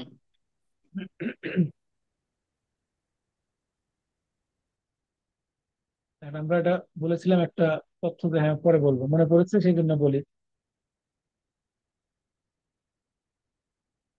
এই যে বলেছিলাম কার্ডিয়াক গ্লাইকোসাইড বা ডিজিটাল কিভাবে কাজ করে। এই যে সোডিয়াম পটাশিয়াম পাম্প, এটাকে যদি আমি বন্ধ করে দিই কি হবে? সোডিয়াম চ্যানেলটাকে যদি আমি বন্ধ করে দিই, সোডিয়াম বাইরে যাবে না, পটাশিয়াম ভিতরে ঢুকবে না। তাহলে সোডিয়াম বাইরে না গেলে সোডিয়াম ভিতরে জমবে, তাই তো? সোডিয়াম যদি ভিতরে জমে, এই যে এই চ্যানেলটা কি ঠিক মতো কাজ করতে পারবে? সোডিয়াম ক্যালসিয়াম এক্সচেঞ্জার, সোডিয়াম ভিতরে বেশি হয়ে আছে অলরেডি, নতুন করে সোডিয়ামটা ঢুকতে পারবে না সহজ। সোডিয়াম যদি ঠিক মতো না ঢুকে ক্যালসিয়াম বের হবে না, তাই না? ক্যালসিয়াম যদি বের হয়, মানে বের না হয় আর কি, ক্যালসিয়াম জমবে। ক্যালসিয়াম যদি জমে, আমরা একটু আগে বলেছিলাম একটা কথা, যে ক্যালসিয়ামের সাথে মোটামুটি ডিরেক্টলি প্রপোর্শনাল এই যে ফোর্স অফ কন্ট্রাকশন। ক্যালসিয়াম বেশি হলে কন্ট্রাকশনটা জোরে হয়, তো ক্যালসিয়াম বেশি হলে ফোর্স অফ কন্ট্রাকশন বাড়বে। তাহলে এইভাবেই হচ্ছে এই ভদ্রলোক ফোর্স অফ কন্ট্রাকশন বাড়ায়। বুঝলাম কি আমরা কথা?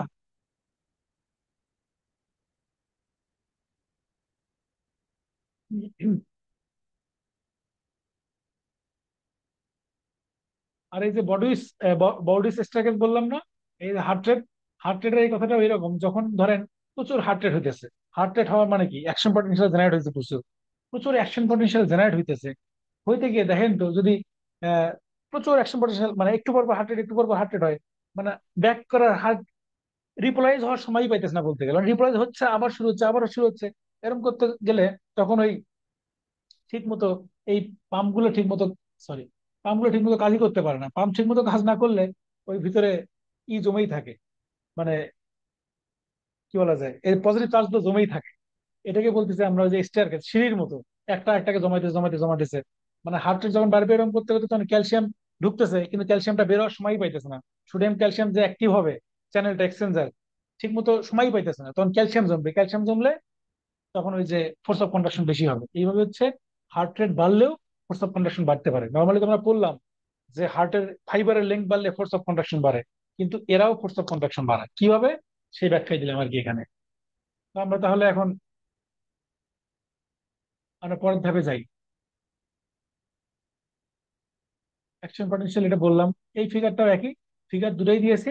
যার যেটা পছন্দ হয়, যার যেটা মনে ধরে সেটা দেখে পড়বে আর কি।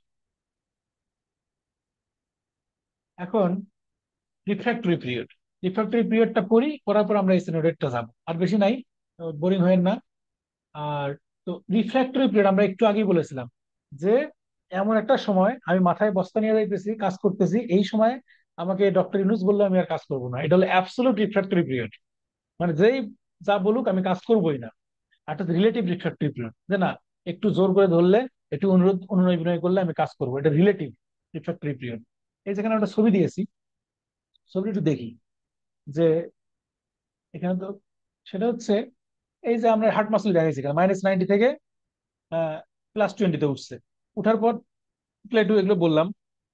এই যে এই সময়টা, এই যে এই পটেনশিয়াল থেকে এই যে এই সময়টা, মানে রিপোলারাইজেশন যেটা হইতেছে, mid point of the repolarisation, এই সময়টা হচ্ছে অ্যাবসলিউট রিফ্র্যাক্টরি পিরিয়ড।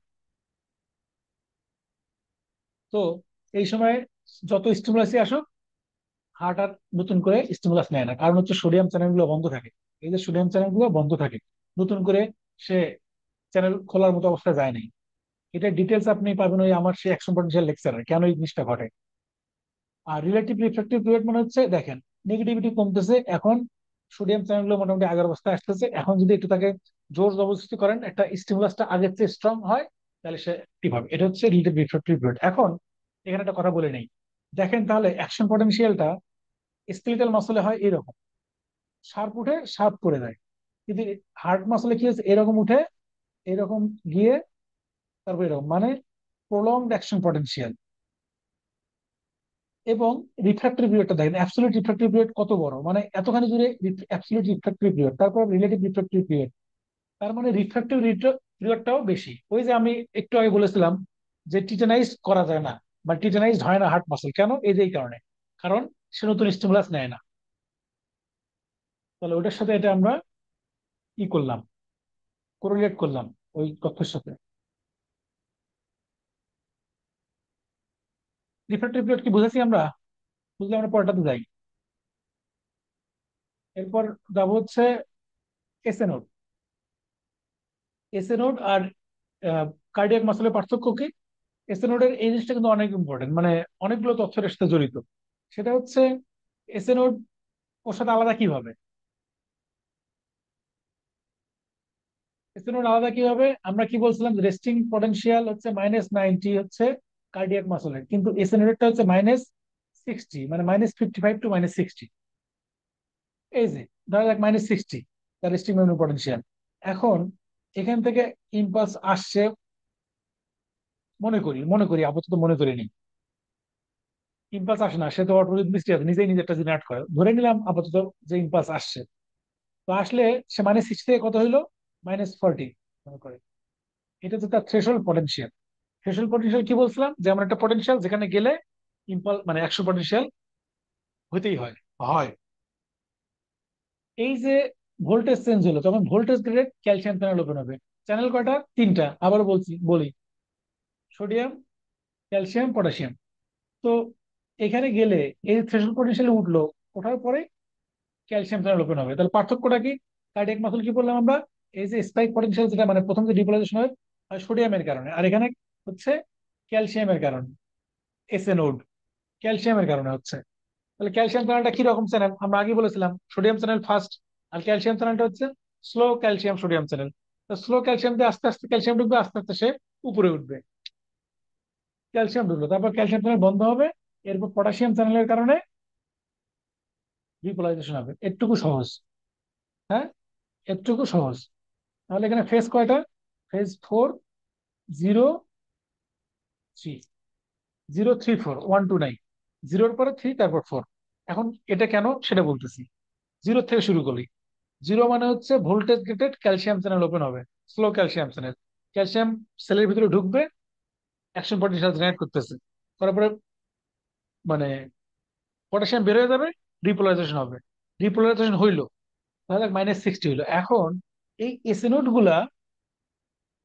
গুলা ন্যাচারালি, ইনহেরেন্টলি, জন্মগত ভাবেই আমার আপনার সবার এসএ নোড, এই কিছু চ্যানেল থাকে, সোডিয়াম চ্যানেল মেইনলি এবং ক্যালসিয়াম চ্যানেল, এর প্রতি লিকি থাকে, ন্যাচারালি লিকিনেস থাকে।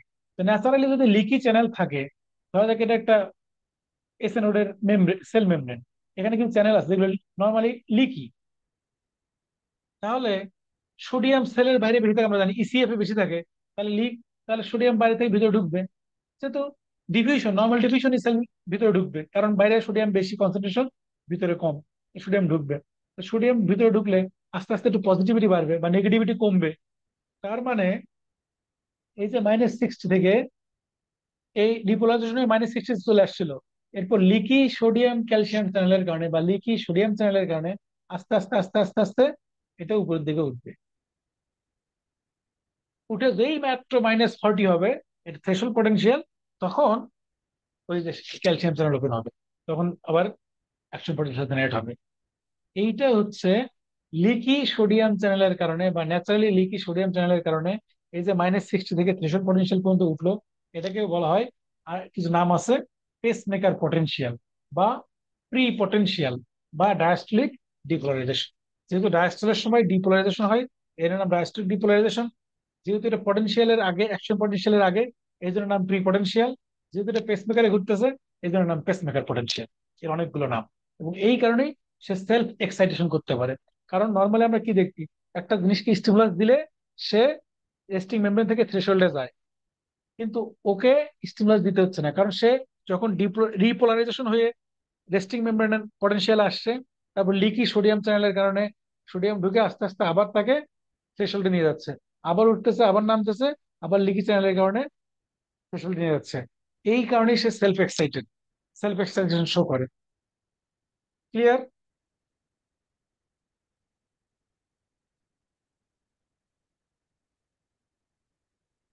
এখন এই যে আমরা এখানে আরেকটা ফিগার দিয়েছি, একটু যদি দুটো কম্পেয়ার করার জন্য দেখেন, এই যে এটা হচ্ছে রেস্টিং মেমব্রেন পটেনশিয়াল কার, এসএ নোডের। সেখান থেকে এই যে এটা হচ্ছে পেসমেকার পটেনশিয়াল, থ্রেশহোল্ডে আসছে, তারপর কাজ শুরু করছে এসএ নোডের। আর এভি নোড, কার্ডিয়াক মাসল বা ভেন্ট্রিকুলার মাসলটা দেখেন, শার্পলি উঠে একটু নামে, প্লেটু হয়ে আবার নেমে চলে যায়। তাহলে দুটোর পার্থক্য আমরা এখানে দেখানোর জন্য জাস্ট ছবিটা দিয়েছি। আচ্ছা, আমরা শেষের দিকে চলে আসছি। এই এই এই ছবিটাও দিয়েছি, এই ফিগার আপনাদেরকে দিয়ে দিব না, তাহলে বুঝতে সুবিধা হবে যে কোন জায়গায় কোন মাসল, আহ কোন কোন জায়গায় কোন ইয়া চ্যানেল কাজ করছে। এই যে দেখেন এসএ নোডের ক্ষেত্রে কি হয়েছে, এই যে leaky sodium channel, leaky sodium চ্যানেলের কারণে এই যে পেসমেকার পটেনশিয়াল। তারপর ডিপোলাইজেশন হচ্ছে কি দিয়ে, ক্যালসিয়াম দিয়ে। এই ডিপোলাইজেশন হচ্ছে, রিপোলাইজেশন হচ্ছে কি দিয়ে, পটাশিয়াম বের হয়ে গেছে এই কারণে। আবার লিকি সোডিয়াম ঢোকা শুরু করছে, আবার এই হয়ে গেছে। আর এই যে এটাও, এটা তো আমরা বলেছি একটু আগে, দুটো আমরা ছবি দেখাচ্ছি কিভাবে এগুলো হয়। ছবিটা খুব সুন্দর, মানে আমার পছন্দ হয়েছে আর কি।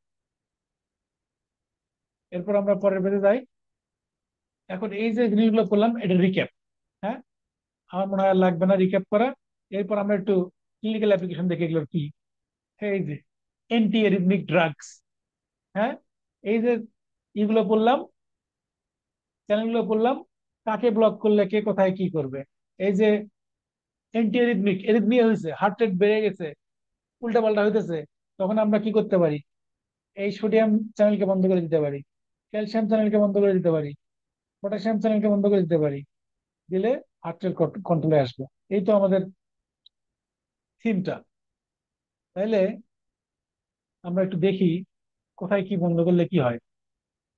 প্রথম এই যে অ্যান্টি এরিথমিক ড্রাগের 4টা ক্লাস আমরা জানি, ক্লাস 1, ক্লাস 1, 2, 3, 4। ক্লাস 1 হচ্ছে সোডিয়াম চ্যানেল ব্লকার। সোডিয়াম চ্যানেলটা যদি আমি ব্লক করে দিই, তাহলে কি এই জিনিসটা ঘটবে, ঠিক মতো ঘটতে পারবে? সোডিয়াম ঠিক মতো আসবে না, তার মানে স্লো হবে। আমাদের মূল কাজটা হচ্ছে স্লো করে দেওয়া। তারপর এখানে একটা সুন্দর জিনিস বলে রাখি, এই ফিগারটা পুরোপুরি কারেক্ট নাই, ফিগারটা ঝামেলা আছে। শুধু মনে রাখার জন্য, এটা ভালো ফিগার জন্য এটা আমি পাইছি, আর ভালো হয়তো পাইলে পরে দিব। এই যে ক্লাস 2 আর ক্লাস 4, এই দুটাকে মনে রাখবেন, এরা হচ্ছে এই ফিগারের সাথে কম জড়িত। ওরা মেইনলি জড়িত হচ্ছে এসএ নোড বা এভি নোডের সাথে ওরা জড়িত। হ্যাঁ, ক্লাস 2 আর 4 মনে রাখা সহজ। এসএ নোড আর এভি নোডের সাথে 2, 4, এই বাকি দুটো হচ্ছে এর সাথে ভালো জড়িত। তাহলে সোডিয়াম চ্যানেল ব্লক করতে পারি। আর কি, এই যে ক্যালসিয়াম ক্লাস 3, পটাশিয়াম চ্যানেলকে ব্লক করতে পারি। পটাশিয়াম চ্যানেল যদি ব্লক হয়, পটাশিয়াম যদি ঠিক মতো বের না হয়, তাহলে কি রিপোলারাইজেশন কম হবে, রিপোলারাইজেশন আস্তে আস্তে হবে, তার লেন্থটা বাড়বে। এটাই তো আমাদের উদ্দেশ্য। বা এই যে ক্যালসিয়াম চ্যানেল যদি ব্লক করি, ক্যালসিয়ামের সাথে আমরা কি বললাম, যে ডিরেক্টলি প্রপোর্শনাল কিন্তু রিলেশনটা। ক্যালসিয়াম বেশি হলে ফোর্স অফ কন্ডাকশন বাড়বে, কম হলে কমবে।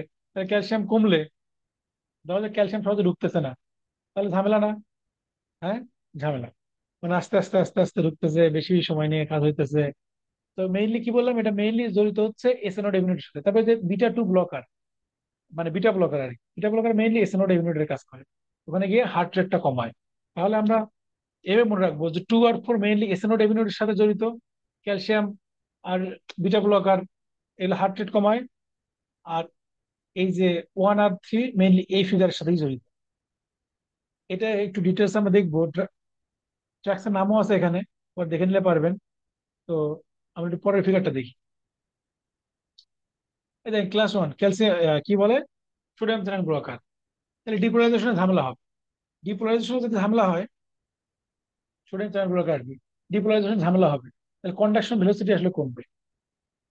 ভেন্ট্রিকুলার এরিথমিয়াতে আমরা এটা লাগাইতে পারি। এই যে class 2 beta blocker, beta blocker আমরা কি বললাম একটু আগে, যে এসএনওড আর এভিনোর সাথে সম্পর্কটা বেশি, তাহলে হার্ট রেটটা কমাবে, এভিনোডের কন্ডাকশনটা কমাবে। তার মানে হচ্ছে সিম্প্যাথেটিক অ্যাক্টিভিটি একটু কমাবে, হার্ট রেট কমাবে, ফোর্স অফ কন্ডাকশন কমাবে, হার্টকে একটু শান্ত করবে ট্যাকিকার্ডিয়ার ক্ষেত্রে। ক্লাস 3 হচ্ছে calcium channel blocker, sorry potassium channel blocker class 3।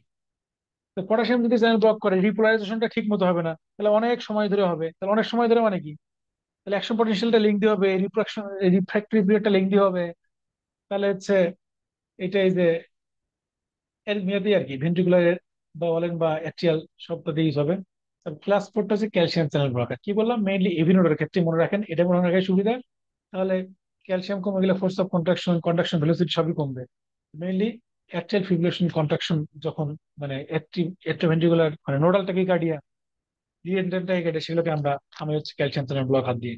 তো এটা মেইনলি ফার্মাকোলজির জিনিস, কিন্তু যেহেতু অ্যাকশন পটেনশিয়ালের সাথে সরাসরি জড়িত, সেই জন্য আমরা এটা এখানে দিয়েছি। মনে থাকবে আর কি, যে এটা শুধু ই করে পড়লে। তো কার্ডিয়াক সাইকেল আজকে মনে হয় করা সম্ভব হবে না, কারণ হচ্ছে সম্ভবত আমরা অনেকক্ষণ বলেছি এতক্ষণ। আসলে মনোযোগ ধরে রাখাই তো মুশকিল। তাও যে আপনারা মনোযোগ ধরে বা বসে আছেন, এতেই আসলে অনেক। তো আমরা কার্ডিয়াক সাইকেল পড়বো। কার্ডিয়াক সাইকেলটা খুবই ইম্পর্টেন্ট, কোথায় কখন কি হয় এটা আজকে না। এবং মোস্ট ইম্পর্টেন্টলি আমরা ইসিজিটা করবো। যেহেতু আমরা অ্যাকশন পটেনশিয়াল জেনেছি, অ্যাকশন পটেনশিয়াল জানলেই আসলে কার্ডিয়াক সাইকেলটা মোটামুটি বোঝা যায়।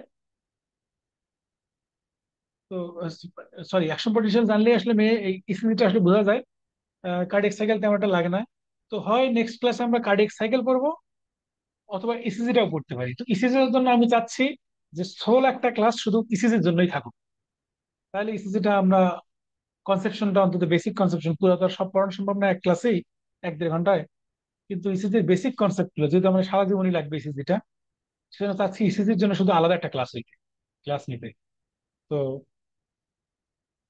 আর আপনাদের মতামত কি এই বিষয়ে, যে পরের ক্লাসে আমরা কার্ডিয়াক সাইকেল এবং ইসিজি দুটাই পড়বো, নাকি শুধু ইসিজি পড়ি, বা কার্ডিয়াক সাইকেলের সাথে অন্য কিছু পড়ে ইসিজির জন্য আরেকটা ক্লাস রাখলাম? বা করা কোনো কোশ্চেন থাকলে আপনারা মত দিয়ে ফেলেন এই সময়। এই সবাই চলে গেছে অলরেডি, জাস্ট অন রেখে। ইসিজি তো ইম্পর্টেন্ট। আমার মনে হয় ইসিজি মানে সোললি পড়ানো উচিত। হ্যাঁ মানে হ্যাঁ, নেক্সট আমার, ক্লাসে হ্যাঁ, নেক্সট ক্লাসে কার্ডিয়াক সাইকেলের সাথে অন্য কিছু রেখে পরের ক্লাসে ইসিজিটা পরের পড়ালে ক্লাস ভালো ইসিজি তাহলে আচ্ছা, তাহলে কার্ডিয়াক সাইকেলটা আমরা জানলাম, তাহলে সেটাই করা যেতে পারে। হ্যাঁ, কার্ডিয়াক সাইকেলটা আগে জেনে নেই, কারণ ইসিজির সাথে কিছু না কিছু সম্পর্ক আছে। তাহলে কার্ডিয়াক সাইকেলের সাথে অন্য একটা কিছু রাখবো আর কি, ছোটখাটো হয়। কার্ডিয়াক জি জি। সাইকেলটা। হ্যাঁ, ছোটখাটো রেখে তারপর আমরা ইসিজির জন্য একটা ক্লাস করলাম। তাহলে এই হলো ক্লাস। কোনো কোশ্চেন আছে? কোশ্চেন থাকলে নিব এখন। না, কোশ্চেন কোশ্চেন নেই। করতে পারে তো। থ্যাংক ইউ, আচ্ছা, চমৎকার ক্লাস নিলেন। ভাইয়া, কোয়েশ্চেন নাই, কারণ এত ডিটেলে বলেছেন, মানে যে অনেক দিন পড়াশোনার বাইরে আছে হুম। সেও একদম কনসেপ্ট ক্লিয়ার হবে। এই জন্য আপনার ক্লাস সবসময় অনেক ভালো লাগে ভাই। আর যাই হোক, আমি তো আসলে এক পাশ থেকে বলি, বুঝি না যে কি বলতেছি কিনা বলতেছি। অনেক সময় হয় কি, অনেকক্ষণ ধরে কথা বলতেছি তো সামনে কেউ নেই, দুই একটা কিন্তু শব্দ এদিক ওদিক হইতে পারে, হয়তো না না ভেন্ট্রিকল। ভাই, আপনি আসলে আমাদের কোনো কোয়েশ্চেন করার প্রয়োজন হয় না, আপনি নিজেই সব ডিটেল বলে দেন। এই জন্য ভাইয়া ঠিক কন্টিনিউ আছে। করে গেলে সুন্দর। আর আসলে আমার মূল কথা হচ্ছে পড়াইতে ভালো লাগে, তো সেই জন্য আসলে ই করা। আমার দেখতেছি তো মেম্বার খুব কম। তো যদি আপনাদের আশেপাশে কেউ থাকে, বন্ধু বান্ধব যারাই হোক, তো আপনারা তাদেরকে ইনভাইট করতে পারেন আর কি। এটা হচ্ছে আর্নেস্ট রিকোয়েস্ট আর কি। তো সবাইকে ধন্যবাদ। এরপর তাহলে আমরা কার্ডিয়াক সাইকেল অন্য কিছু দিয়ে আমরা ইসিজির জন্য 16 একটা ক্লাস রাখবো, এবং এটাও বলে দেবেন যে শুধুমাত্র ইসিজির ক্লাস যদি কেউ করতে চায়, তাদের জন্য আলাদা আমরা 10 নিয়ে শুধু ইসিজির ক্লাসটা পারমিট করতে পারি। ঠিক আছে তাহলে, সবাইকে ধন্যবাদ। পরের ক্লাস কবে? নেক্সট ক্লাস শুক্রবার। আমরা পড়বো হচ্ছে সোমবার আর শুক্রবার। তাহলে সোমবার কার্ডিয়াক সাইকেলের সাথে অন্য কিছুটা ই করবো, আর হচ্ছে পরে ইসিজির জন্য সম্ভবত পরের সোমবার, ইনশাআল্লাহ। ঠিক আছে, থ্যাংক ইউ। ঠিক আছে তাহলে, আপনাদেরকে ধন্যবাদ।